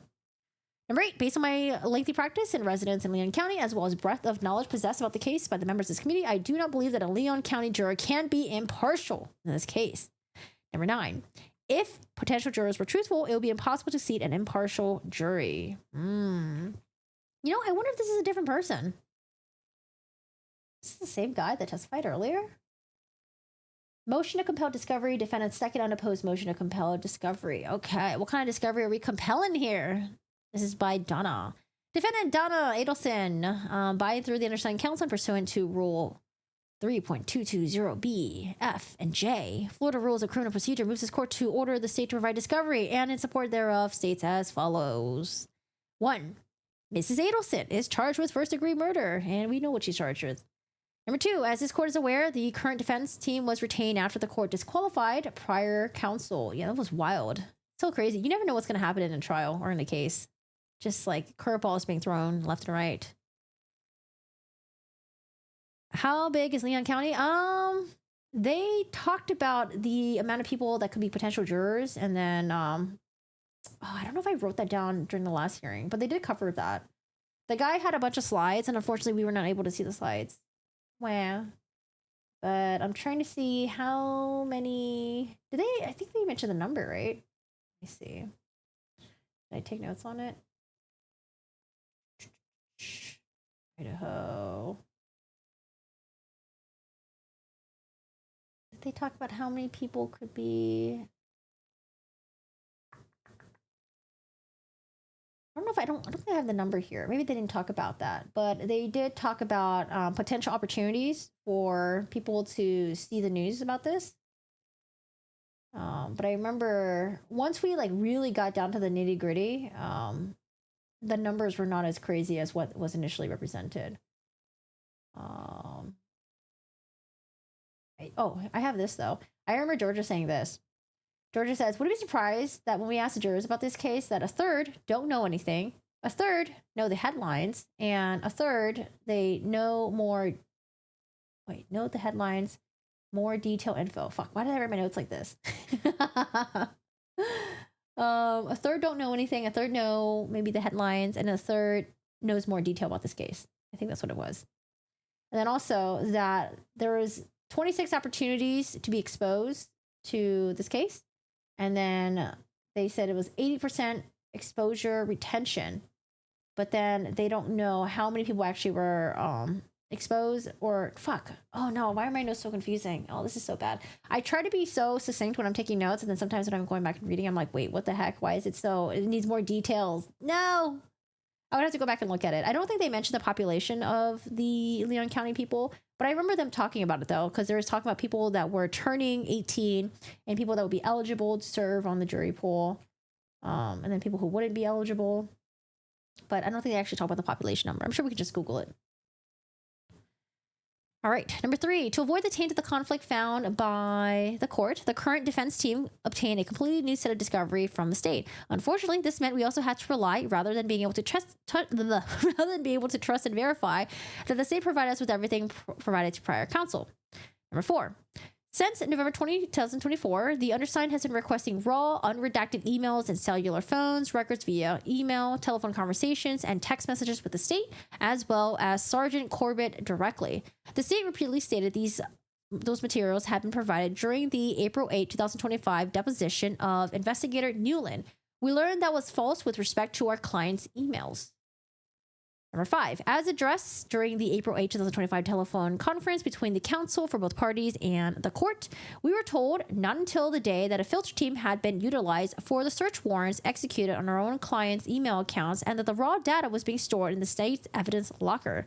The court agreed we were entitled to the unfiltered search warrants returns, and the state provided those materials to us. All right. Number 6. In the defendant's April 21st, 2025 expedited motion to continue, the undersigned has complained the raw, unredacted emails has been withheld until provided on April 10, 2025, and the volume of data necessitated a continuance. The April 21, 2025 motion also referenced cellular phone extractions. The state represented their court filings and during their April 30th, 2025 hearing that raw, unredacted materials, emails, and cell phone extractions had been provided. What's going on here? Number 7, again, the state's representations to the undersigned in the court are false. Number 8, the undersigned provided the defense forensic data expert with the materials as the state identified as the raw, unredacted data from the cellular devices. Upon receipt, the expert advised the materials were not as represented by the state. Number 9, the expert explained as follows. They produce data sets or reports taken from mobile device extractions and warrant returns produced by digital forensic tools in a couple formats, but primarily what is called a Celebrate Proprietary UFDR report. Although we can use the data from these reports to assist in our analysis, we must always keep in mind that these reports are automated interpretations of the raw electronic data and are not the actual extractions or the full returns themselves. Additionally, these reports can contain targeted results. That is, they can omit categories of information both because the person creating the report selected to omit the data and or because the tool being used to create the report was not programmed to fully understand the data. Thus, absent an unusual situation, it is always my recommendation to request the actual extractions, and I would suggest we do that here. So again, it's like basically getting a recap instead of getting the actual data for them to analyze themselves, kind of. Number 10, he advised to use the following language to request the raw data. Please produce copies of all forensic extraction and the native electronic warrant. Jesus, iPhone 4? Oh my goodness. iPhone 4. Because again, the crime was committed all the way back in 14, right? 2014? No, wait, 2012 or 2014? iPhone 4. I think iPhone 4 was still old for 2014. No? Maybe not. Jesus. Apple returned Apple ID, Charlie Adelson at Gmail. To be clear, we're not seeking reports such as those produced by Cellbrite or the Forensic Toolkit. Tools like being produced by PDF, Excel, HTML, and they're proprietary. So they just want the raw extractions. Okay. 2014, right? Leon County population, 300K. Is that after the filter or before the filter? After, like, people that would qualify as people that couldn't serve on the jury service. My notes are usually one word. Lol, can never understand them. One word. Number 11. Thus, as the filing of this motion, the state has not provided the defense with the raw downloads of cellular devices seized from Mrs. Adelson and her husband in November 2023 from the extraction done of Wendy Adelson's phone on July 18, 2024, or from Charlie Adelson's iCloud obtained in April 2016. Number 12. As a result, on June 11, 2025, the undersigned corresponded with the state investigator Newland to find out from whom to request the raw, unredacted data. He responded he will look into this and identify from whom to obtain the materials. Okay, that was a month ago. Number 13. Oof. Having received no response, the undersigned sent an email to the state requesting the raw, unredacted data on June 17, 2025. On June 18, 2025, the state advised they were speaking with the state's experts. On June 24, 2025, the undersigned again followed up requesting from the materials should be obtained. Whom the materials should be obtained. Number 14. On June 25, 2025, the state advised Sergeant Corbett had the data and the undersigned could obtain it from him directly. Okay, so what's the holdup then? The undersigned then emailed Sergeant Corbett asking when the data could be picked up. June 26. The undersigned followed with the June 25, 2025 email. Investigator Newland responded that the Assistant State Attorney Eddie Evans and Sarah Dugan were consulted and Ms. Dugan will be responding to the email. Number 16. As a result, the undersigned called Investigator Newland to ascertain the reasons for the delay. Based on the discussion, the undersigned sent an email to the state as well as the defense experts so that Sergeant Corbett and the defense expert could discuss how to provide the raw, unredacted extractions to the defense. In response to this email, Ms. Dugan responded, asserting for the first time that the state used a filter team for the devices, and the defense would need a court order to obtain a raw, unredacted files and would have to use a filter team. Number 18. What is the filter team? Is the filter team kind of like the taint team? Seems to be different, right? I don't know how would it be a taint team? How would that apply here? 18. As the court has already directed the state to provide the defense with our own client's raw, unredacted emails, it makes no sense to require a filter team for our client's cellular phone extractions. Oh, maybe it's like a filter team for the other devices. So not just for Donna Adelson, but for Wendy's phone, Charlie's phone, because maybe there's something in Wendy's phone that they don't want Donna to pass down to Wendy. Like, hey, they found this shit on your phone. Like, be careful. I don't know. Number 19. Additionally, during the April 8, 2025 attempt to depose Investigator Newland, it was disclosed that no filter team has been used for the devices belonging to her client's husband. Thus, asserting the defense needs a filter team for his device imposes an undue and unnecessary burden on the defense. Number 20. With respect to the extraction of Wendy Adelson's phone and Charlie Adelson's iCloud warrant response, there is no evidence that a filter team was used in 2014 or 2016. Thus, it is evident the state failed to use a filter team when they conducted extraction of those materials and instead are imposing an unnecessary hurdle on the defense analysis of the raw data. Oh, I want to see the state's response to this. Number 21. After further pressing the state relented with respect to Harvey Adelson's device, Charlie Adelson's iCloud return, and Wendy Adelson's device, though the state is claiming a full extraction was not performed on Wendy Adelson's device and the raw data does not exist. However, they maintain a court order is necessary for the release of a raw, unredacted extraction of Mrs. Adelson's devices. Interesting. A copy of the email is attached and incorporated hereto as Exhibit A. I don't think we need to see the emails, do we? Let's see. I do want to read the emails. I'm so nosy. Let's read the emails. Is the most recent one June 27? The most recent is probably at the bottom, right? Maybe. June 26.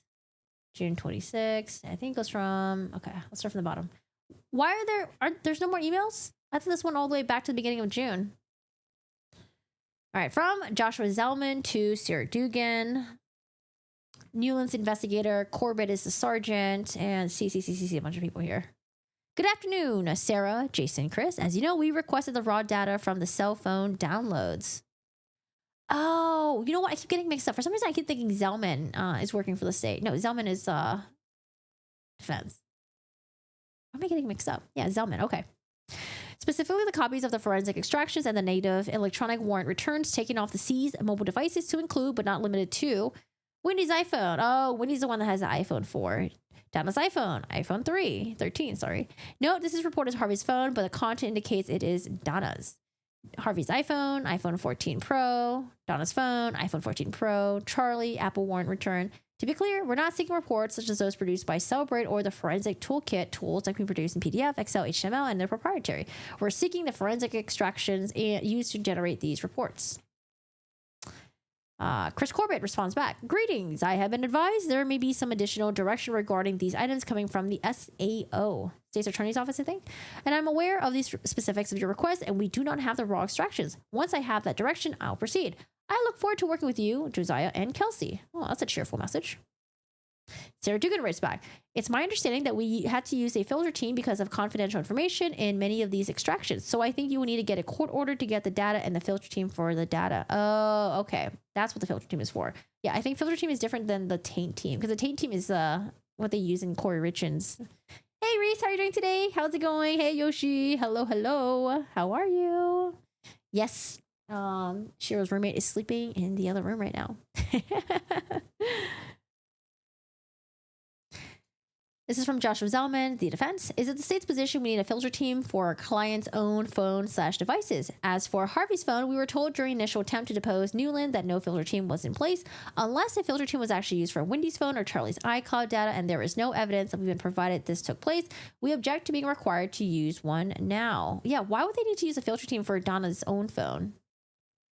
Sarah Dugan, I don't believe we have the raw data for Wendy's phone from your client's devices. A filter team was used, and it's my understanding there is communication from her with her. Oh, that's why. Okay, this is the reason why. Because I was like, wait, if Donna's gonna get her own phone, why would you need to use a filter team? But this makes sense. For your client's devices, a filter team was used, and it's my understanding there is communication with her former counsel on the devices. So that would make sense that, remember how the maybe some stuff that was learned from the former counsel that also represented Charlie. Remember how they had to essentially ask that attorney right before trial was about to start because there was a conflict of interest with Charlie Adelson as well. So I think they just want to be really fucking careful. Wow, they completely omitted this in their motion requesting this. So annoying. It's like the judge is going to see it eventually. The judge is going to be like, oh, this is why there's a filter team used because there's communication with the other counsel. Sneaky, sneaky, sneaky.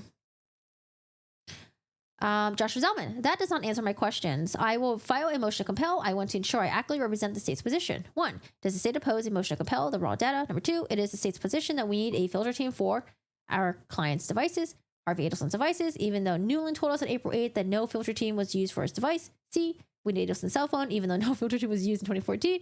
D, Charlie Adelson's iCloud return, even though no filter team was used in April 2016. All right, let's see what they say. Jason Newland says, Harvey's phone and Charlie's iCloud did not have a review team. Charlie's iCloud had the HIPAA concerns. Donna's phone had a review team. Specifically, the phone we took off her person in the airport. I do not believe we have the raw data from Wendy's phone, and the extraction of her phone was not a full extraction. Why not? Was it because, did the technology not exist back then, maybe? All right, from Sarah Dugan. Our position is that you will need a court order for the extractions that a filter team were used for, which appears to just be Donna's extractions. Donna. Harvey, Charlie, no review team. Donna had a review team. Okay. Does the state oppose the motion to compel?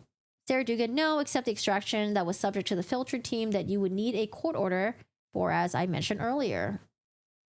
All right. Did we get a response for this yet? Motion to compel? No, we did not. Okay, witness list. Let's see who we got on the witness list. I'm assuming maybe investigator Brittany Adams from... No, investigator. State's Attorney's Office? I don't know. I'm totally guessing here. We got Charlie Adelson. We got the eldest brother, Rob Adelson. We have Wendy Adelson as well. I'm looking forward to listening to Rob Adelson's testimony because I don't think Rob Adelson testified previously. I don't think he even testified in Charlie Adelson's case, right? We have Sergeant Sherry Bennett. I'm assuming maybe Tallahassee Police Department. Drina Bernhardt. We have some other officers from Tallahassee Police Department. We got the FBI in here. Patricia Bird. Why does that name ring a bell? Patricia Bird. I recognize that name for some reason. Another person from the FBI, a Dr. Anthony Clark, Sergeant Chris Corbett from Tallahassee Police Department. We got the U.S. Fire Marshal's Office. Sigfredo Garcia, one of the hitmen. Jim and Sharon Geiger. Why does that name seem familiar to me too? We have a detective from Miami PD. Mary Hole. Oh, I kept saying Mary Hole. I think they're on the list to be deposed soon. We got retired TBD, retired FBI. Don't recognize these names. We got Jeffrey Lacaze. He's back. Maybe more civilians here. Catherine McBanois. Francis McBanois. Is that Catherine's... Who's friend? Maybe brother? Sibling? Who's Francis McBanois? I think that's her brother. Some more TPD people. Investigator Newland. I guess they work for the state's attorney's office. Got some doctors here. Luis Rivera, the other hitman. Rodriguez. I think it's like Luis's girlfriend, maybe. I don't know, family member. Don't recognize these names. Oh, June is back. June was one of Charlie's girlfriends. I think she was the one that said that he had like the money that was like stapled or something. Yeah, because I remember after she testified, like Charlie gave her a little smile and she like smiled back or something, which just seems like they're still have a good relationship. Because I think she like testified against him. Maybe they didn't think it was a big deal. All right, witness list. We have a motion in limine. Latin Kings. I haven't read this yet. Defendants renewed motion in limine. Latin Kings. Remember, Latin Kings is supposedly the gang that Luis Rivera was in and maybe Sigfredo Garcia? I don't know. I don't know if both of them were in it or just one person. Donna files this motion in limine, requests this honorable court to permit testimony concerning Luis Rivera's membership and leadership with the Latin Kings. Number 1, Mrs. Adelson has been indicted in this case with blah, blah, blah. They filed a motion to exclude any mention of Luis Rivera's gang affiliation with the Latin Kings. Number 3, Luis Rivera has previously testified in the trials of Sigfredo Garcia, Catherine McBanois, and the retrial of Catherine McBanois and the trial of Charlie Adelson. 4, the state contends that the omission of Mr. Rivera's membership and leadership in the Latin Kings will only serve as an inadmissible character evidence that will taint the jury's perception of Mr. Rivera's testimony. Number 5, by allowing Mr. Rivera to testify about his membership and leadership in the Latin Kings, Mrs. Adelson is not seeking to admit inadmissible character evidence against Mr. Rivera. They agree with the state that Mr. Rivera's gang affiliation does not tend to prove or disprove a material fact in this case, but it is not being offered by Mrs. Adelson for that purpose. I think she's going to try to say that she was intimidated by Luis Rivera and, blackmailed, and that, he was trying to threaten her because he was like, gang leader. That's probably what it is for, right? Instead, this evidence is being offered to illustrate Mrs. Adelson's state of mind as it relates to the dangerousness of the individual who committed the murder of her former son-in-law. Okay. Number 8. Additionally, the significance of this evidence was emphasized with the state's and FBI's investigation itself, as they intentionally exploited the believed role of the Latin Kings when conducting the bump. Retired FBI agent Oscar Jimenez testified that my role in the operation, I was portraying a Latin King member. I was instructed to conduct a bump on April 19, 2016. 2016? I think they have the date wrong. It's a C. Adelson trial. I think that's wrong. Okay, interesting. I think because with Charlie's trial, he essentially was saying that, if Katie did it without telling me, and then that they tried to blackmail him, which doesn't make sense, right? It makes no sense to why murder someone and then blackmail them afterwards. It's like it doesn't make sense. That person could still go down for the murder if the person tells on them. Wild. I can't believe that Donna's still going to take that defense strategy, but I guess that's all that she's got. All right, who's taking some depots? Oh, Rob Adelson taking depots taking a depot in 4 days. Rob Adelson. Let's see. Petition for writ of habeas corpus and what is this word? Testificandum? It looks like testificandum. Interesting. All right. Luis Rivera is presently a federal prisoner in custody at the FCI Mariana. 2, the instant charges, the instant cases are pending in the Circuit County of Leon County by virtue of information charging Donna Adelson with first-degree murder. And further, that said cause has been set for trial on August 19 to September 5th. 3, it's necessary that a writ of habeas corpus ad testificandum be issued and directed to the Bureau of Prisons, Florida, authorizing directing that said Bureau of Prisons release the said Luis M. Rivera, oh my God, this is so hard to read, to the custody of the Sheriff of Leon County to testify to the said charges. Okay. Yeah, they're just going to have him testify for Donna Adelson's trial. Did we read this one yet? Is this one different? This is one for Luis Rivera. They're both in federal prison? Or where is he at? Wait, are they both in federal prison? Wait, no, this is for the same person. Sorry. Just kidding. Same person. All right, so they're going to transfer him. Let's see, who filed this? Amended answer to demand for discovery.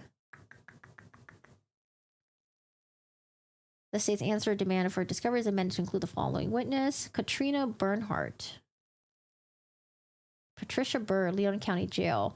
I remember there was someone that was going to testify. Remember they were talking about how someone was going to testify for Donna, but then she was was it for Donna or against Donna? No, I think it was for Donna. And then they considered her possibly a unreliable witness because she like does drugs or something. Remember how like Donna was like getting that into the judge and the judge was telling her to shut the fuck up? So I wonder if they're gonna get her to testify.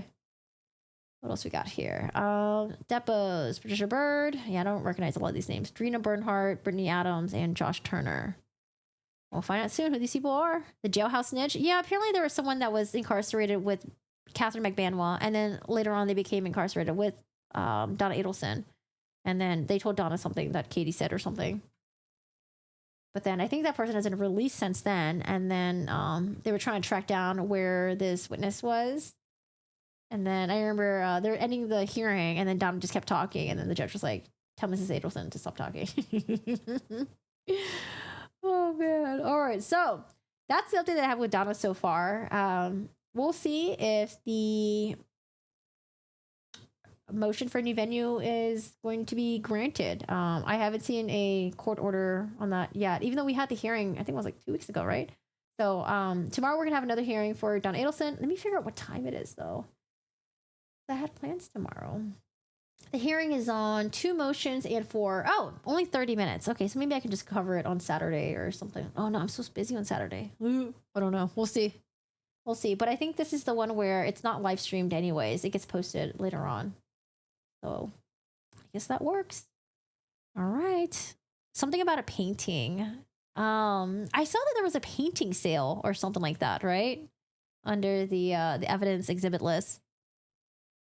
Doing well. You're just having your Anime Expo / con withdrawals. Oh yeah, they had Anime Expo during 4th of July weekend. Was it super busy and crazy over there? 4th of July weekend. That sounds like chaos. All right. Done with Donna. Donna. So again, Donna's supposed to have her hearing tomorrow. We'll see. It's gonna be 30 minutes, and then we'll wait for the judge's order. I mean, I feel like they're just going to continue to have this trial in Tallahassee. I don't think Donna's going to get what she wants. But let's see if there's going to be any delays for Donna Adelson. You never know what's going to pop up last minute with these trials, man. Shit be happening.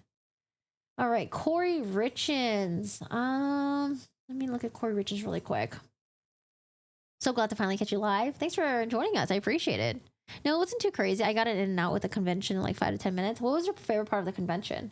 I feel like every time we go to a convention, it's always the artist alley. It's always fun to walk through. And then everything else, you're just like, lazy. What is this? Order from the Supreme Court is denied. Oh, that's right, because Kouri Richins also wanted to have a change of venue that was denied. They tried to appeal to the Supreme Court, and the Supreme Court was like, nope. Kouri Richins. Did I not save the? She was hit with like a bunch of charges recently. Kouri Richins. Kouri Richins, where you at? Oh no, did I forget to save the file? Let me see if I can find it. Hey, Teisel? Teisel? Is that her friend's name? Hello. Exhibit hall, taking pictures with friends, mutuals, and meeting new friends. Was there anyone that you look forward to? You were looking forward to meeting, and then you met them? Oh, here it is. The financial fraud indictment. Did I save it in the wrong folder? I might have. Dude, okay.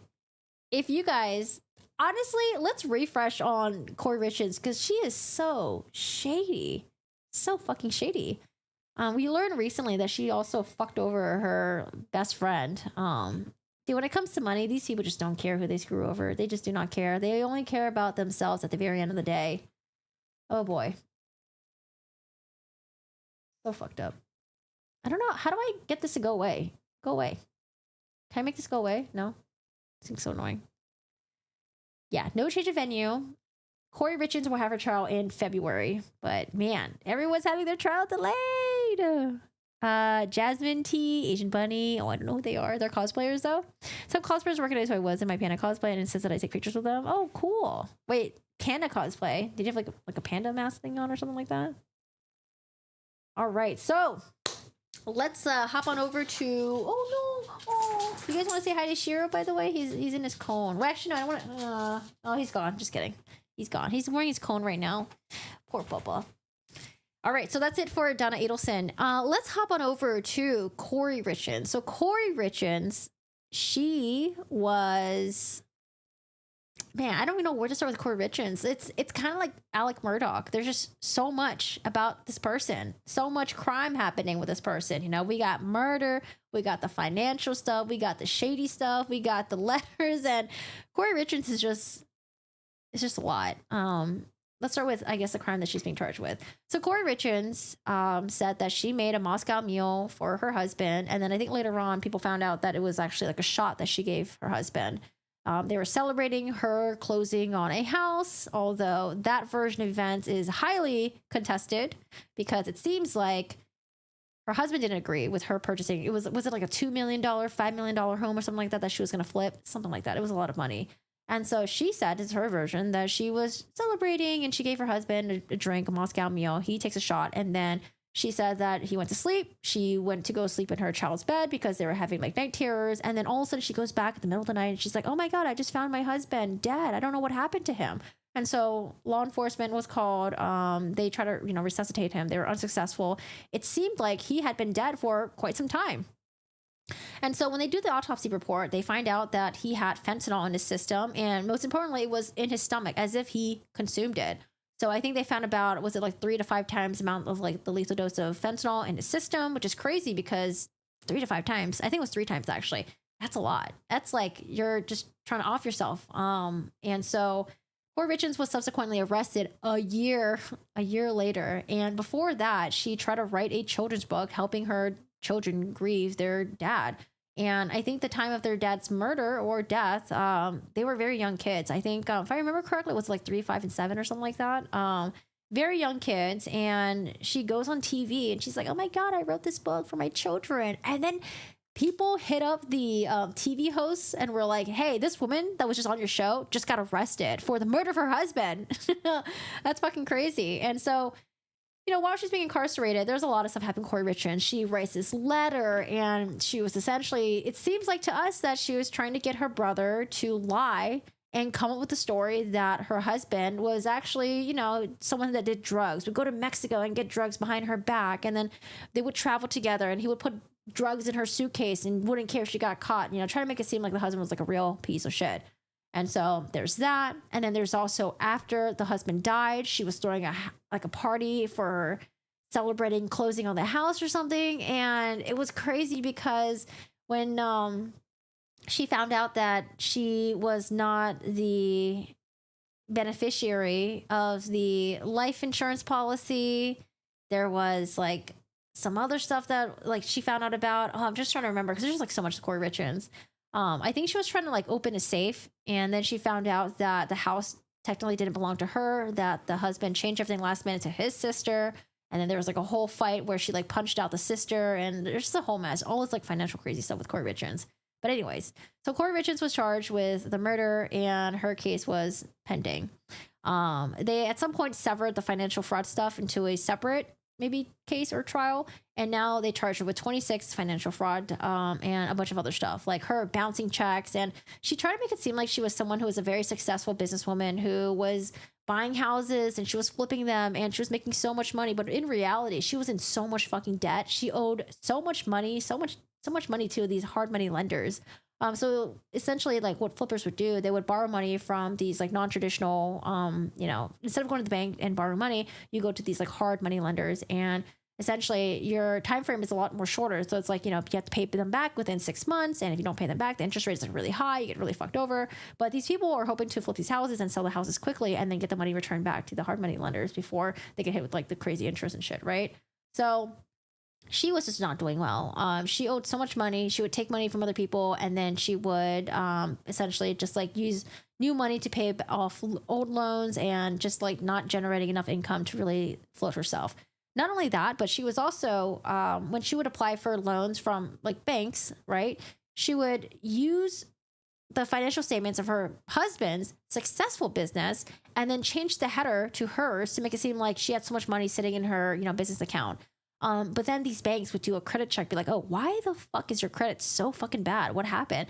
She would come up with lies saying that like, oh, well, my husband, he like, I just found out recently that he fucked up our credit and blah, blah, blah. I'm in the middle of like divorcing him right now. We're like in separation or something like that. Or she would lie and say, oh, there was this woman that took my identification and like fucked up my credit, but look at me, I have so much money. Crazy. It's fucking crazy. It's hard for me to recap Kouri Richins because there's just so much. And as I'm recapping, I'm like remembering, oh my gosh, she also did this. She also did that. So there's a lot of stuff happening. I do want to mention this. Apparently, before her husband was killed, the state believes that she attempted to poison him before on Valentine's Day by putting fentanyl in an egg sandwich. He got really sick, but from that, she learned that, oh, I need more fentanyl to kill him because the amount that I gave him before, it just made him sick. He needs to die. So she tries again 3 weeks later. Anyways, really fucking crazy.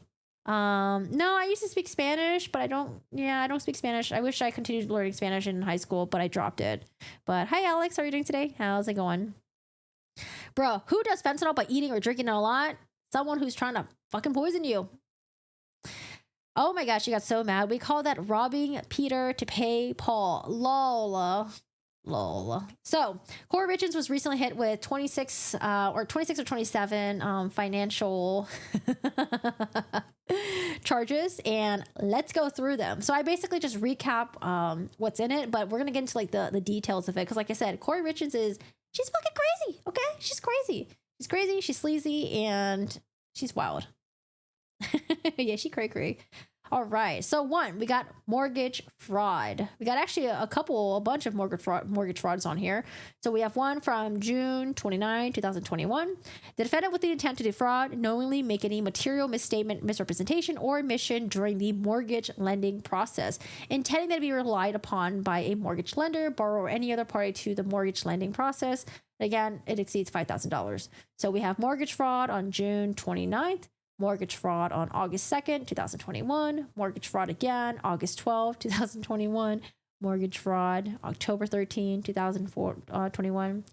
Again on November 23rd, 2021. And then we got forgery. June 29, 2021, the defendant did with the purpose to defraud someone, make, complete, execute, authenticate, or utter a writing so that the writing or the making, completion, execution, authentication, or utter purports to be the act of another person, whether the person is existent or non-existent. I think this is the forgery of forging her husband's signatures. So again, we have forgery on June 29, 2021, August 2nd, 2021, August 12, 2021, August 13, 2021, November 23rd, 2021. I think it was like forging her husband's signatures maybe, and then also her writing her signature on the documents that were forged. Like she forged the documents as well. Sorry. Oh no, I think this is for the documents that are being forged. Yeah. I think this is when she took her statements, the bank statements of her husband's, and then put her business header to replace his. Number 11, issuing a bad check. Hey Mohair, how are you doing today? Hi Aaron, what's going on? Hello. Issuing a bad check. August 28, 2021, the defendant did issue or pass a check for the payment of money, the purpose of obtaining from any person, firm, partnership, or corporation and or money, property, and or things of value, or paying for any services, wages, salary, labor, or rent. The defendant knew the check would not be paid by the drawee. The payment was refused by the drawee. Exceeds $1,500, but it's less than $5,000. So we have 1, 2, 3, 4, 5, 6, 7 charges of issuing a bad check. Then we got money laundering. The defendant did conduct a transaction knowing that the property involved in the transaction represents the proceeds from some form of unlawful activity with the intent to promote unlawful activity. So we got money laundering on August 27 to 28, 2021, October 12 to 14, 2021, November 10 to 16, 2021, November 10 to 16, 2021. I guess she did it twice on the same time frame. We got December 23rd to 24th, and on the 24th. And then we got communication fraud on January 11, 2022. The defendant did devise a scheme or artifice to defraud another or to obtain from another money by any means of false or fraudulent pretenses. I think, is this when she tricked her friend? 26, pattern of unlawful activity. That between June 29, 2021, March 3 to 4th, 2022, in Summit County, the defendant did commit prohibited conduct concerning a pattern of unlawful activity by receiving proceeds derived, whether directly or indirectly, from a pattern of unlawful activity in which the defendant has participated as a principal. So these are the summary of the 26 charges. Now let's get into some of the details. Background. The defendant. Should I make it bigger for you guys? You guys want to read it with me? Here you go. The defendant met Eric Richens in 2009 while she was working as a cashier at Home Depot. They had a child in 2012 and married in 2013. I was like, do you really need to mention that she was a cashier at Home Depot? Or you think they just like threw it in there? At the time of the marriage, Eric Richens and his business partner owned a successful stone masonry called C&E Stone Masonry.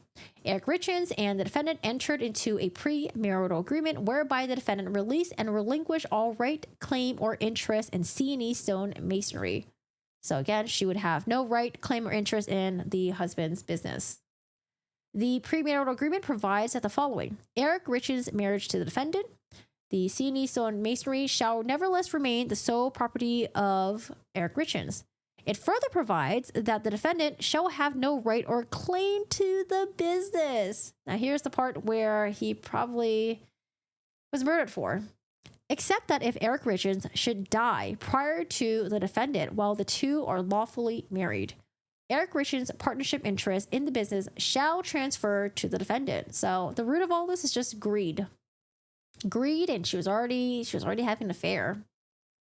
In early 2019, the defendant used the power of attorney to obtain a $250K HELOC, home equity line of credit, on Eric Richens' premarital home without his knowledge.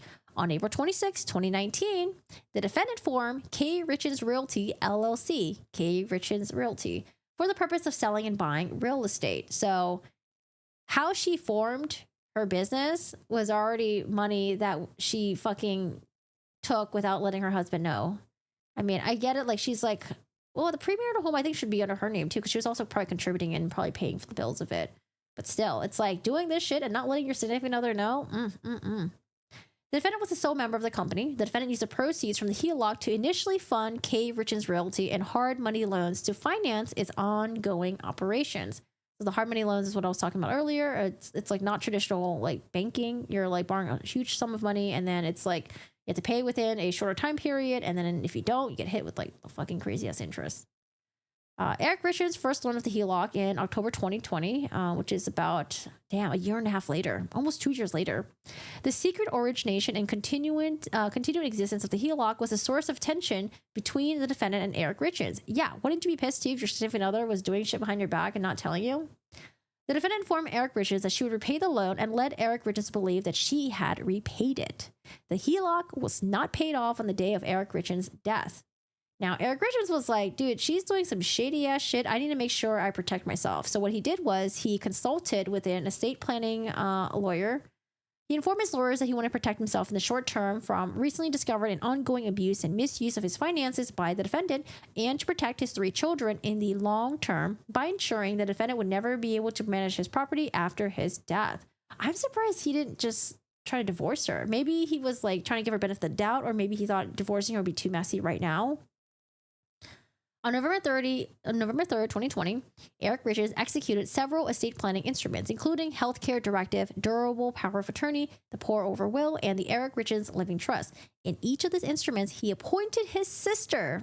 This is why Kouri's pissed, because she thought she was going to be the one controlling his money, his assets, and everything. So he appointed his sister as the agent, fiduciary, or trustee to the intentional and purposeful exclusion of the defendant, because he did not want Kouri touching any of this shit. He transferred his home, his interests in C&E to the trust. Eric Richens removed the defendant, as the beneficiary. That's what happened. Okay, because I always get it mixed up as to what happened with all the financial stuff between Eric Richens and Kouri Richins. So she was supposed to be the Betty of the New York life insurance policy, and then he changed it. And then he also moved the house, the business, into the trust, which the sister has control of. Okay. The defendant did not understand this estate plan until after Eric Richens' death. Dude, she thought she was outsmarting him the entire time. Dude, he fucking outsmarted the shit out of her. In the 5 months prior to Eric Richens' death, Kouri Richins Realty realized $170K in revenue, while its monthly debt service exceeded $250K. It borrowed from over 25 lenders to support itself and service its debt obligations. Despite Kouri Richins Realty's existing debt and insufficient revenue, the defendant continued to use hard money loans to purchase 3 additional properties in November 2021. I wonder when she was planning on killing Eric Richins. Was it something that was like within the months? Was it within weeks? Or was it within like half a year or a year? Because I wonder if she didn't really care that she owed people so much money because she was planning on killing Eric Richins anyways and using that money to pay off all these people. I wonder if this was like a long-term type of thing, this long-term planning. Or was it, did she realize that she's going to fuck up her business and she was already having an affair anyways, that maybe she was just planning on killing him maybe the weeks leading up? When the defendant closed on the 3 properties on November 30th, 2021, she added $1.1 million in high interest debt to her already staggering and unserviceable debt load. Damn, dude, she owes people so much money, and I bet you those people are not getting a single dime. By that day, she had already defaulted on 1 loan and was delinquent on several others. She continued efforts to borrow from high interest lenders to meet her existing obligations. By the end of 2021, the defendant stood on the precipice of total financial collapse. On December 23rd, 2021, the defendant contracted to purchase an unfinished mansion. Oh, this is the mansion that she bought that she was celebrating after Eric Richins' death. Fucking crazy. She celebrated, and this is apparently the mansion that they were fighting over because he probably didn't want her to do it. Using a $2.9 million in high interest debt due in 6 months. Even though she lacked the financial ability to service the additional debt, refinance the debt, rehabilitate the property, or otherwise dispose of the property. The defendant was scheduled to close on the property on March 4, 2022, the day of Eric Richins' death. She ultimately closed on it the next day. On the day of Eric Richins' death, Kouri Richins Realty owed hard money lenders at least $1.8 million. And the day after Eric Richins' death, it owed them nearly $5 million. Jesus, because 1.8 million plus 2.9 million. Yeah, you're getting close to 5 million right there. Jesus, that's crazy. I wonder what happened to that house. At the time of Eric Richins' death, at least 3 insurance policies on Eric Richins' life existed with aggregated death benefits of 1.35 million, and the defendant as a beneficiary. A 4th policy existed with a death benefit of $500K. The defendant mistakenly believed that she was the beneficiary of that policy as well. Dude, it's the same one with Lori. Remember when Lori... Oh, dude, are we going to listen to the phone call? Remember when Lori called the life insurance policy that Charles had and was like, hey, I'm the beneficiary. And they're like, actually, no, you're not. And she's like, fuck. I wonder if we're going to get that phone call with Kouri reaching out to the company and then finding out that she's not the beneficiary. Oh, my goodness.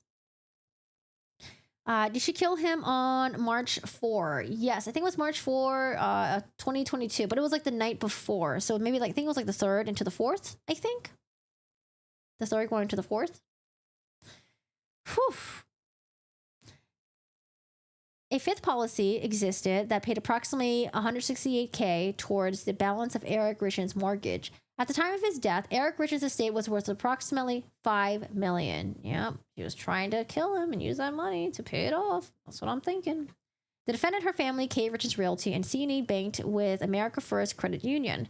The defendant also has a personal checking account with Navy Federal Credit Union, which included a $15,000 credit line. Dun dun. The defendant submitted a falsified bank statement in Iron Bridge Financial to support of a mortgage loan application. On July 7, 2021, the defendant entered a mortgage loan with Iron Bridge Financial. On the 29th of 2021, June, in support of the loan application, the defendant submitted a purported America First statement for Kouri Richins Realty dated May 31st, 2021, showing an account balance of $898.61. Oh, that's my alarm. Oh, I gotta get through this quickly. Kouri Richins Realty actual balance. So again, she was trying to say that she had a balance of $210K, but her actual balance was $15,000. So, like I said earlier, what she did was she took her husband's financial statement and then pretended it was hers by changing the header. Check out this email.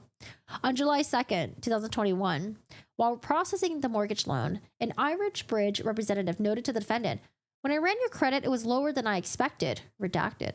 Looks like there are some delinquencies with regards to a few credit cards. I was just a bit surprised by that. I know you have a lot of dollar signs in the bank to cover expenses." 3 days later, the defendant explained, "I recently learned about all of this as well. LOL. And then my husband tried to explain to me this was his doing a while ago. We're in the process of separation for one of the many reasons, but this is one of them to keep it short and sweet. LOL. It's been crazy to say the least. There's no evidence to suggest that this explanation is true." So again, same thing, August 4th, 2021. She was trying to get a mortgage loan with Boomerang, and she tried to show that her account balance was around 700 grand, when in reality, her account balance is really 15,000. Is there any? Oh, we don't have any. Okay, so same thing, but no communications. Here's another one. Dun dun. The defendant submitted 3 falsified bank statements to Excel Financial Services in support of a mortgage loan application. So on August 12th, 2021, in support of her loan application, the defendant submitted a purported America First statement for a personal account dated July 31st, 2021. So again, I think same thing. This balance was showing almost 700 grand. The defendant's actual America First statement dated August 1, 2021 shows a balance of, she had nowhere close to that. She had less than 2 grand in her account, but she was trying to pretend that she had a balance of almost 700 grand. Ay. So same thing. She took her husband's statement and she put in her business heading as well instead to make it seem like it was her balance, not his. Excel's representative asked the defendant for a letter explaining her low credit rating. On September 12, 2021, Kouri wrote that her low credit rating was because of a lady out of Seattle that had gotten a hold of her social security number. There's no evidence to suggest that this explanation is true. August 13, 2021, again, she's trying to show that she has a statement balance of almost 170 grand, when in reality, she had negative $4 in the account. This is so bad. Here's another one on November 23rd. She's trying to show that she has a statement balance of 57,000, when in reality, she had negative 1,700. Dun dun. The defendant issued a series of bad checks and laundered money. Oh boy. So Kouri wrote a check from her Navy federal account to her Kouri Richins Realty for $2,100. At the time, the Navy federal account was $0 and the line of credit was negative $13,694. The defendant deposited the check into Kouri Richins Realty America First account. At the time, the America First account balance was $9,000. The defendant then transferred $2,500 from the America First account to her mother and $13,000 to several creditors before America First could draw back the $2,100. America First ultimately returned the check for insufficient funds. So again, she did the same thing to same accounts, and this is for other amounts as well. She would deposit the check, quickly use it to pay it, and then before they can draw the money back, there was nothing there. There was insufficient funds. So she seemed to have done this multiple times. Here's the part that I was like, this is so, like, the whole thing has already been really fucked up, but the fact that she just didn't even care about defrauding her best friend, it's fucking crazy to me. She doesn't care about anyone. The defendant fraudulently extracted $45,000 from her best friend. Counts 25 and 26. In late 2021, Kouri Richins Realty owned a home located at 299 East 100 South in Heber City, Utah, on which the defendant owed almost, what was it, $456,000 in short-term, high-interest, hard money loans. 3 of the 4 notes secured by this property matured on January 7 or 8, 2022. Beginning in October 2021, Kouri unsuccessfully tried to refinance the property into a traditional 30-year mortgage. She planned to sell or finance the property for her best friend. The best friend, the husband, and their 3 small children moved into the home. The defendant and her best friend signed a residential lease agreement with the option to purchase, where the best friend agreed to pay Kouri $2,900 per month in rent with an option to buy the home for $490K. On January 11, 2022, Kouri's best friend caused 2 wires totaling $45,000 to transfer to Kouri's realty account. Correspondence between the defendant and her best friend establishes that Kouri agreed to apply this money as a down payment on a long-term mortgage, supposedly closing on January 18, 2022. Jesus, never give anyone any fucking money for them to do something for you. Just don't fucking do it, man. Even if it's like a friend that's like doing a business thing for you, like, don't fucking trust people, man. You never know if someone is like, you know, the bank accounts are in the negative, they need that money, they're being shady, like, fucking crazy. And again, at the end of the day, it's not the friend's fault. It's fucking Kouri's fault for being shady. But yeah, just be very careful. Immediately prior to the best friend's wire entering Kouri Richins' realty account, the account balance was almost negative $2,000. As soon as the first wire entered the account and before the second wire entered the account, Kouri transferred 20 grand of her best friend's, or 19 grand of her best friend's down payment to her personal account to cover the wire transfer of exactly 19 grand 299 to FundFi, an entity in which defendant had taken out a high interest account receivable loan unrelated to the property. So she's taking her friend's money that's supposed to be used as a down payment for the home, and she's using it to pay off her debt. By January 19, 2022, the defendant has spent the remainder of her best friend's $45,000 down payment on expenses unrelated to the property. That's so crazy. On January 19, 2022, Kouri's account balance was $227. The property refinancing did not take place on January. Yeah, because Kouri spent all the fucking money. Kouri was forced to enter into an extension agreement with the largest of the 4 hard money lenders on January 26, 2022. The 30-year mortgage lender revoked the proposed loan in mid-February and offered a less affordable terms. The defendant was thus forced to enter into another extension agreement with the largest hard money lender on February 16, 2022. Again, we're getting really close to Eric Richens' death. The unpaid principal balance on that date was $347 grand, right? 347 grand. I think that's supposed to be a period right there, not a comma. The extension agreement extended the repayment term to March 8, 2022, 4 days after Eric Richens' death. Ultimately, one of the defendant's lenders foreclosed on the property and, oh my God, that's so sad, evicted the defendant's best friend and her family. I don't think that was mentioned in the other court document. Oh my God. She paid her rent to fucking Kouri, paid $45,000 for a down payment because they were hoping to buy the home, and then they were kicked out of the house. I bet you she completely lost that money. The defendant submitted a falsified insurance application on Eric Richens' life On January 29, 2022, the defendant applied to TrueStage for insurance policy. Oh, that's right. She applied for insurance policy pretending to be him, and then named herself as a beneficiary. She was just trying to get anything that she can. So this is for a death benefit of $100,000.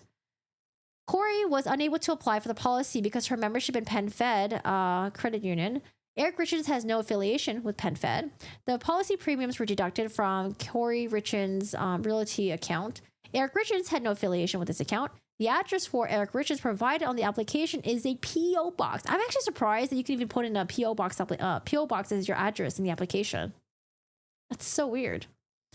So she put in the P.O. box that actually belonged to her for Eric Richens' address. That way, the paperwork would go to the P.O. box and her husband would never find out about it. The phone number for Eric Richens provided in the application contained an incorrect digit. The signature in the application that purported to be Eric Richens' signature is a forgery. The defendant attempted to murder Eric Richens for pecuniary gain, so for money. The defendant occasionally employed Hayden Jeffs to assist her with renovating houses. On January 20, 2022, the defendant texted Mr. Jeffs, "I did want to chat with you about something super random. Not now at kid stuff. I'll call you tomorrow if that works."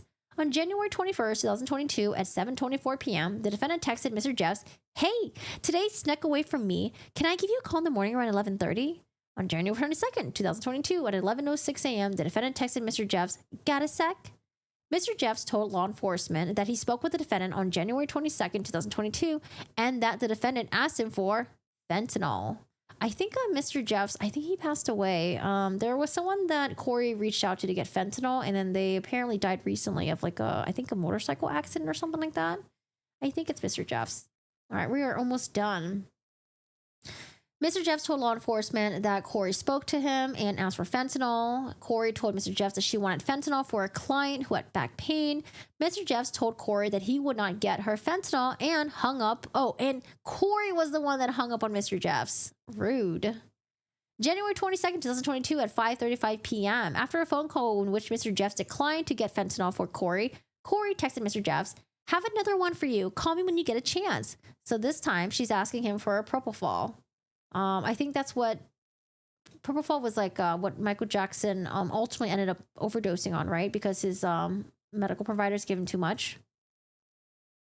I know, right? I'm glad that criminals like our beloved Kouri are so effing stupid. I know. She even had a fucking diary. A diary that she kept for a year. Crazy. I love propofol. Is propofol... I don't think I've ever had propofol before. Because did they give it to you before, after surgery?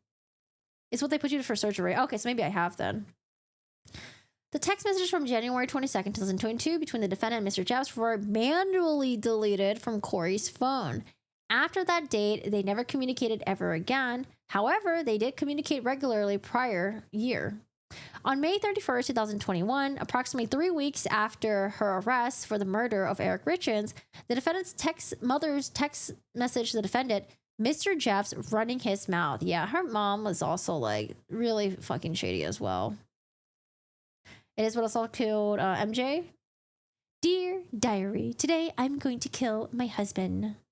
She she documents some stuff and they're gonna use stuff in her diary against her. How do people just get propofol though? Illegally? I don't know. But isn't it in a gas tank or some sort? I have no idea.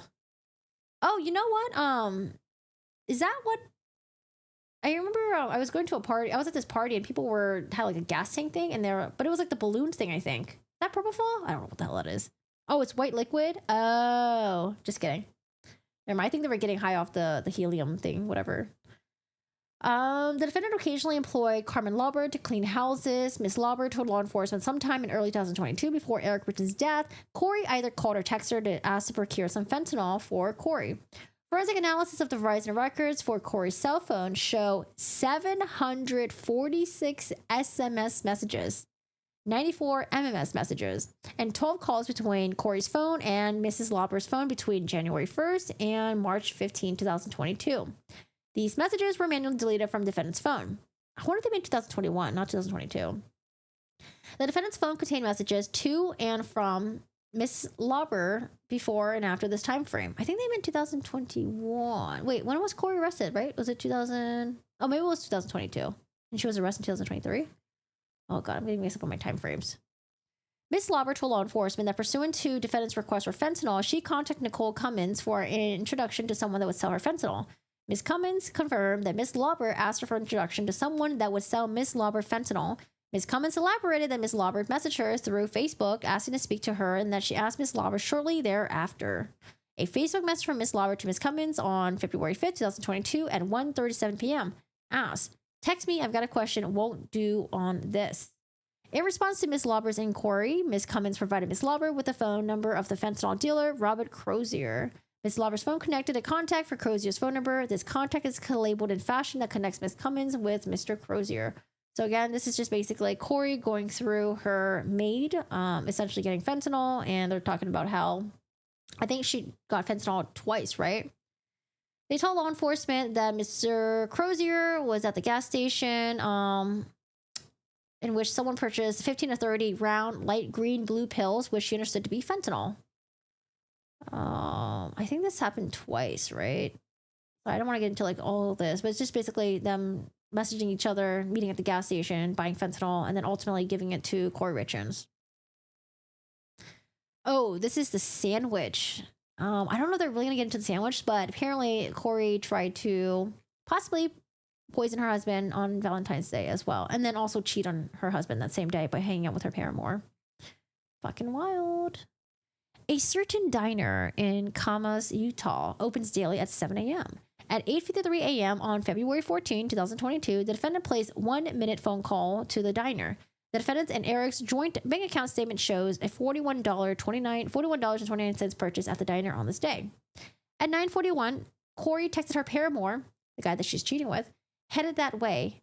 At 9:49 a.m., the defendant texted him a screenshot of the navigation application on her cell phone showing her current location and her projected time of arrival at 10:49 a.m. Damn, an hour drive to go cheat. At 11:09 a.m., Eric Richens placed a 2-minute call to Kouri Richins. At 11:27 a.m., Eric Richens text messaged a photograph to the defendant. That photograph has been deleted from both Eric and Kouri's cell phone. So Kouri probably manually deleted, maybe. At 11:33 a.m., Eric texted Kouri Richins, "I'm going to go lay down for a bit. If I don't start getting better, I'm going to head to the hospital." 1 minute later, the defendant responded, "Geez, it's that bad? Need me to come home? Go take a nap and call me when you're up." So she does not want him to go to the hospital. Because imagine if he went to the hospital and he's like, "Hey, I don't know what's wrong with me. I feel really sick." And they're like, "You have fentanyl in your system, sir?" And he's like, "How did I get that in my system?" So it makes sense why she was like, "Oh, go take a nap. Yeah, you'll be fine." 5 minutes later, at 11:39, activity recorded on Eric's phone and associated devices ceased. Activity did not resume until nearly 2 hours later. At 1:43 p.m., Eric texted Kouri Richins, "Are you home?" She responded, "No, in Provo, waiting for my cabinet installer guy. Are you home?" He responded back, "I'm in the office. I've been sleeping out here." Eric's Richins' office was in a freestanding structure behind his home. At 1:59 p.m., Eric Richins called Cody, a close friend. Mr. Wright could hear fear in Eric Richins' voice and tell that Eric Richins was scared. At 2:11, Eric Richins called Josh, another close friend. Mr. Case, or Josh, was struck by the tone of Eric Richins' voice and said that he seemed different, down, and somber. Opioids, including fentanyl, can cause allergic and pseudo-allergic reactions to include hives. Eric Richins did not have any food allergies. The defendant and Miss Lauber exchanged 30 text messages on Valentine's Day 2022. On June 18, 2022, 3.5 months after Eric Richins' death, the defendant text messaged her best friend about this incident. I wonder if this is the best friend that she scammed. The defendant wrote, "It was Valentine's Day, and Eric and I were both working from home that day, and I ordered lunch from the diner. He never broke out with hives or used an EpiPen. I was fucking with him. He said the sandwich hurt his stomach, so he was going to take a nap. No hives, no EpiPen." Which is weird, right? Because why would you write this to your best friend? Like, why? As if you're trying to memorialize and establish your alibi after the fact. Crazy. She's saying that she was working at home. Why lie and say that you're working from home? Why not just say you're just working at that job site when really she was, cheating on her husband? On August 22nd, 2023, nearly 4 months after the defendant was arrested for the murder of Eric Richens, the defendant discussed this incident in 2 phone calls. In a phone call with her mother, the defendant confirmed that she was the person who picked up the sandwiches from the diner. She said that we ate in the office. In a phone call with her brother, the defendant discussed buying lunch at the diner that day. All right, what's this? The defendant murdered Eric Richens for pecuniary gain. Count 26. Ms. Lauber told law enforcement that in late February 2022, the defendant told her that fentanyl pills that she previously provided were not strong enough and asked that she procure some stronger fentanyl. So again, the February poisoning seemed to not work, so she tried to poison Eric again, and she succeeded. February 26, 2022, Ms. Lauber sent Ms. Cummins a Facebook message asking that Ms. Cummins again provide her with Mr. Crozier's phone number. So again, the drug dealers and the people reaching out are getting the fentanyl for Kouri Richins. Now we're getting to the day of the murder. At 3:21 a.m. on March 4th, 2022, the defendant called Summit County Dispatch and reported that her husband, Eric Richens, was not breathing. He's cold. He doesn't have a pulse.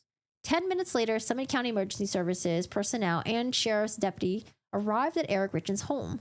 They found Eric Richens on the floor at the foot of his bed and performed life-saving measures, but ultimately declared him deceased at 4:58 a.m.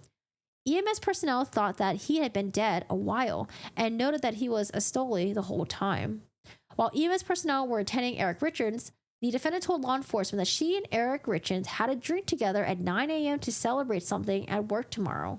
A year later, the defendant told law enforcement, "I made Moscow mules in the kitchen and I brought them into our bedroom." The defendant further said they drank the Moscow mules sitting on the bed. Sometime after Eric Richens' death, the defendant wrote in a journal that on the night of Eric Richens' death, she and Eric Richens went to the kitchen, both started grabbing ingredients for the Moscow mule and a lemon drop. We finished talking, made our way back to the bedroom, and brushed our teeth. So I think she was also trying to use his diary as a way to establish her alibi as well. Like, oh, look, I even wrote in my diary that we were celebrating. You know, I didn't poison him. What do you mean? But it's like showing that, like, well, you guys made the drinks and you made the drink. You're serving it to him. So, yikes. A pathologist at the Office of Medical Examiner performed an autopsy on Eric Richens, and they concluded that his immediate death was drug intoxication, fentanyl. The OME determined the level of fentanyl was 15 nanograms, I think, per milliliter, which is approximately 5 times the lethal dose. Oh, I said 3 times earlier. I was like 3 to 5 times. So it is 5 times. And that his gastric fluid contained an additional 20,000 nanograms per milliliter of fentanyl. The OME determined that the byproducts of the fentanyl found in Eric Richens' gastric fluid were typical of illicit fentanyl, not medical grade fentanyl. They also determined that it was orally ingested. The OME also found 16,000 nanograms per milliliter of quietapine, I think, in Eric Richens' gastric fluid. Quietapine is an atypical antipsychotic medication used for the treatment of schizophrenia, bipolar disorder, and a major depressive disorder. It is widely used as a sleep aid due to the sedating effect. The defendant had told law enforcement at the time of Eric Richens' death she had a prescription of quietapine. I don't know if that's how you pronounce it. I don't fucking know. But it seems like she gave him fentanyl and then also this as well to make it so he would probably just like pass out and fall asleep. Yikes. Is fentanyl tasteless? I heard that it was actually no. I think I think you could taste fentanyl. I think it has like a really like probably like disgusting bitter taste. On the night of Eric Richens' death, the defendant told law enforcement, "We eat THC gummies. Sometimes Eric will eat a gummy before he goes to bed." It didn't seem like he did though.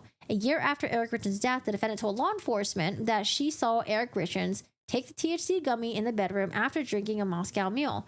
The defendant then clarified, "I actually didn't see him take it. He told me he took it, and then he had to have taken it while I was making the drinks." In explaining to law enforcement how the defendant thinks fentanyl got into Eric Richens' body, the defendant said, "I honest to God think it's one of those gummies, 100%. Why?" After the defendant arrest for the murder of Eric Richens, the defendant's mother asked the defendant if she was sure fentanyl came from the THC gummy. The defendant replied, "That's what I'm banking on, yes." The OME did not find any THC in Eric Richens' blood or gastric fluid. The state toxicology lab tested the THC gummies in Eric Richens' home at the time of his death and determined they did not contain fentanyl. Oof. The defendant told law enforcement that she went to bed with Eric Richens in the bedroom at approximately 9:45 p.m. on March 3rd, 2022. Shortly thereafter, went to one of their children's bedroom to sleep with one of the child because the child was having nightmares. Wow, using your own kid as an alibi. The defendant said she awoke in the child's bedroom at approximately 3 a.m. on March 4th and returned directly to the bedroom. The defendant said she was asleep in the child's bedroom the entire time.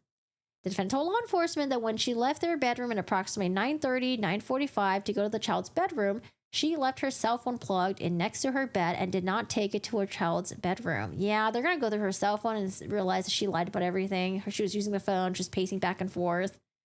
The defendant told law enforcement that upon returning to the bedroom, she felt Eric Richens and said that he was cold to the touch and not breathing. She immediately called 911.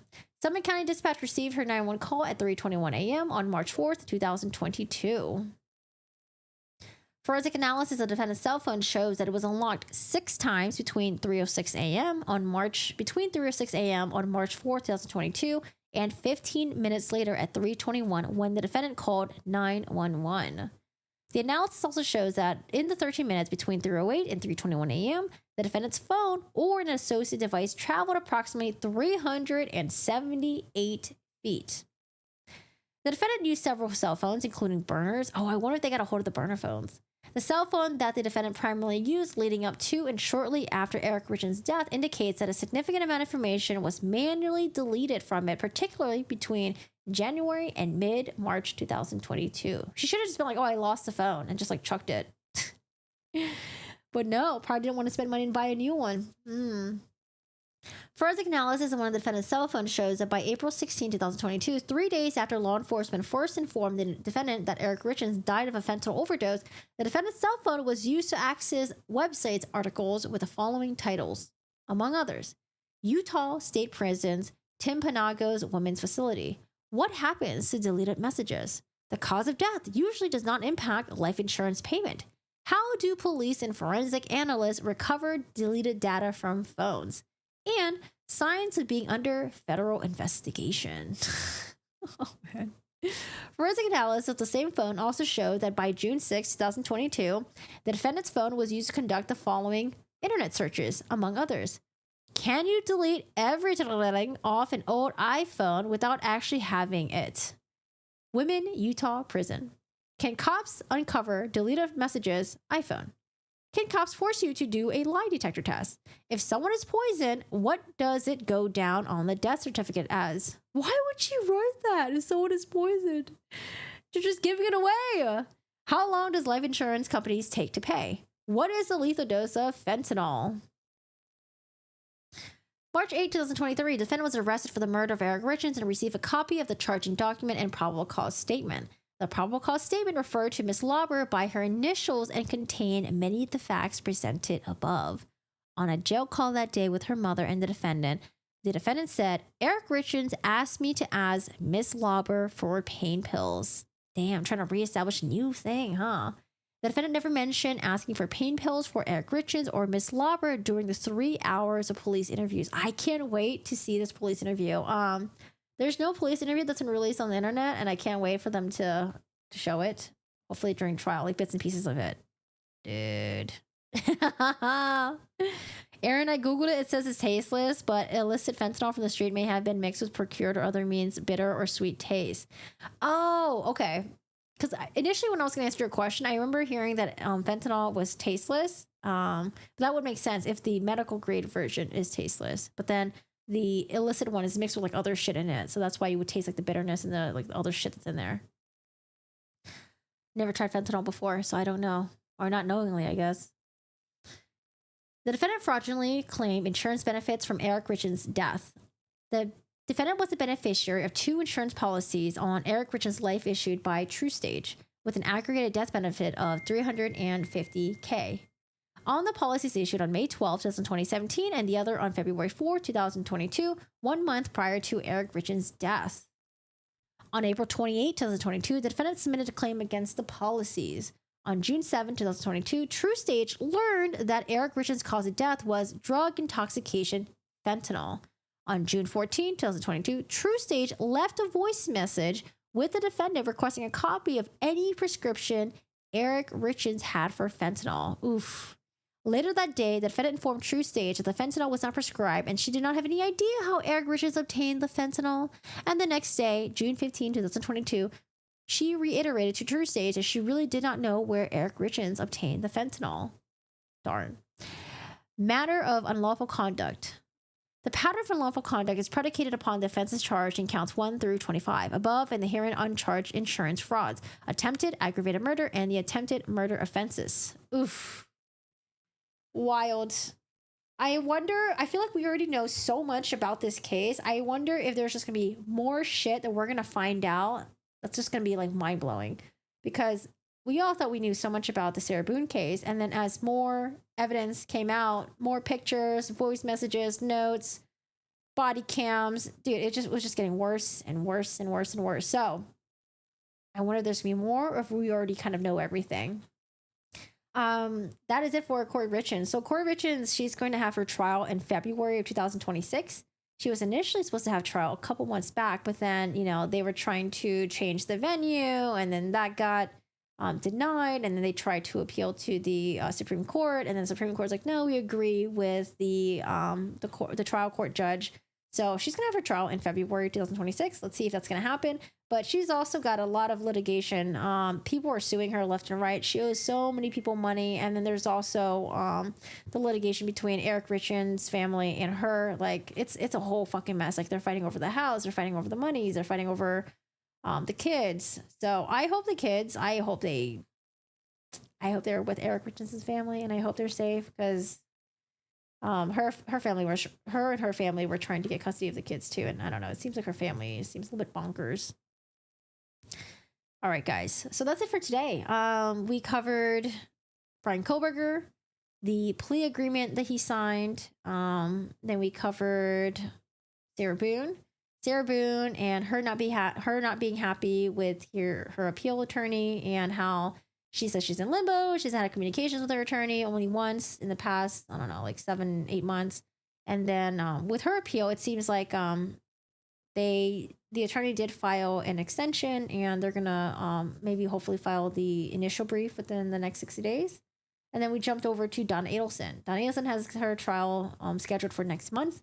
And we went through some of the evidence lists, the exhibit lists, the witness list, and then some of the things that's happening in her case. And then lastly, we covered Kouri Richins. Kouri Richins was hit with 26 charges. Thanks for the True Crime Podcast. You're welcome. I hope you didn't hear my stomach growling.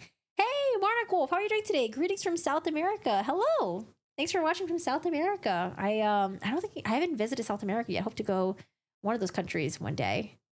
Okay. Hi, Wigu. How are you doing today? But I am starving. But guys, if you guys did not get to watch any parts of the stream, I think I will probably chop up this video up into maybe 4 separate videos possibly, and then you guys can watch the segment that you're interested in, and then I try to, you know, chop out some of the, I don't know, I mean, I feel like I should sometimes include some of the conversations, because sometimes we have some very interesting conversations in these streams. What are we gaming? I was hoping to game this month. I just haven't had time. What should I play? I was thinking maybe playing Silent Hill Remake. I don't know. Jan sent me like a whole list of games to play, a bunch of horror games. So excited for that. And then some new games that are coming out that look pretty interesting. But I don't know. It's been a while since I've watched a Utah case. Lots of crazy stuff happening in Utah. We got Idaho. Oh, man. All right, y'all. Well, I'm starving, and I'm going to go eat my very late lunch. I'm going to put some medication in my dog's eye. And guys, thank you so much for hanging out. I hope you guys have a good one. Take care. I have not seen if there's any new court documents in the Kouri Richins case. Usually they charge me money for searching it, and then they charge you money for looking at each document. So I try to do it all in bundles. If I check every day, it's like, I think they increase the rates too. So like every time you do a search, I think it's like $1 an hour or something. I don't know.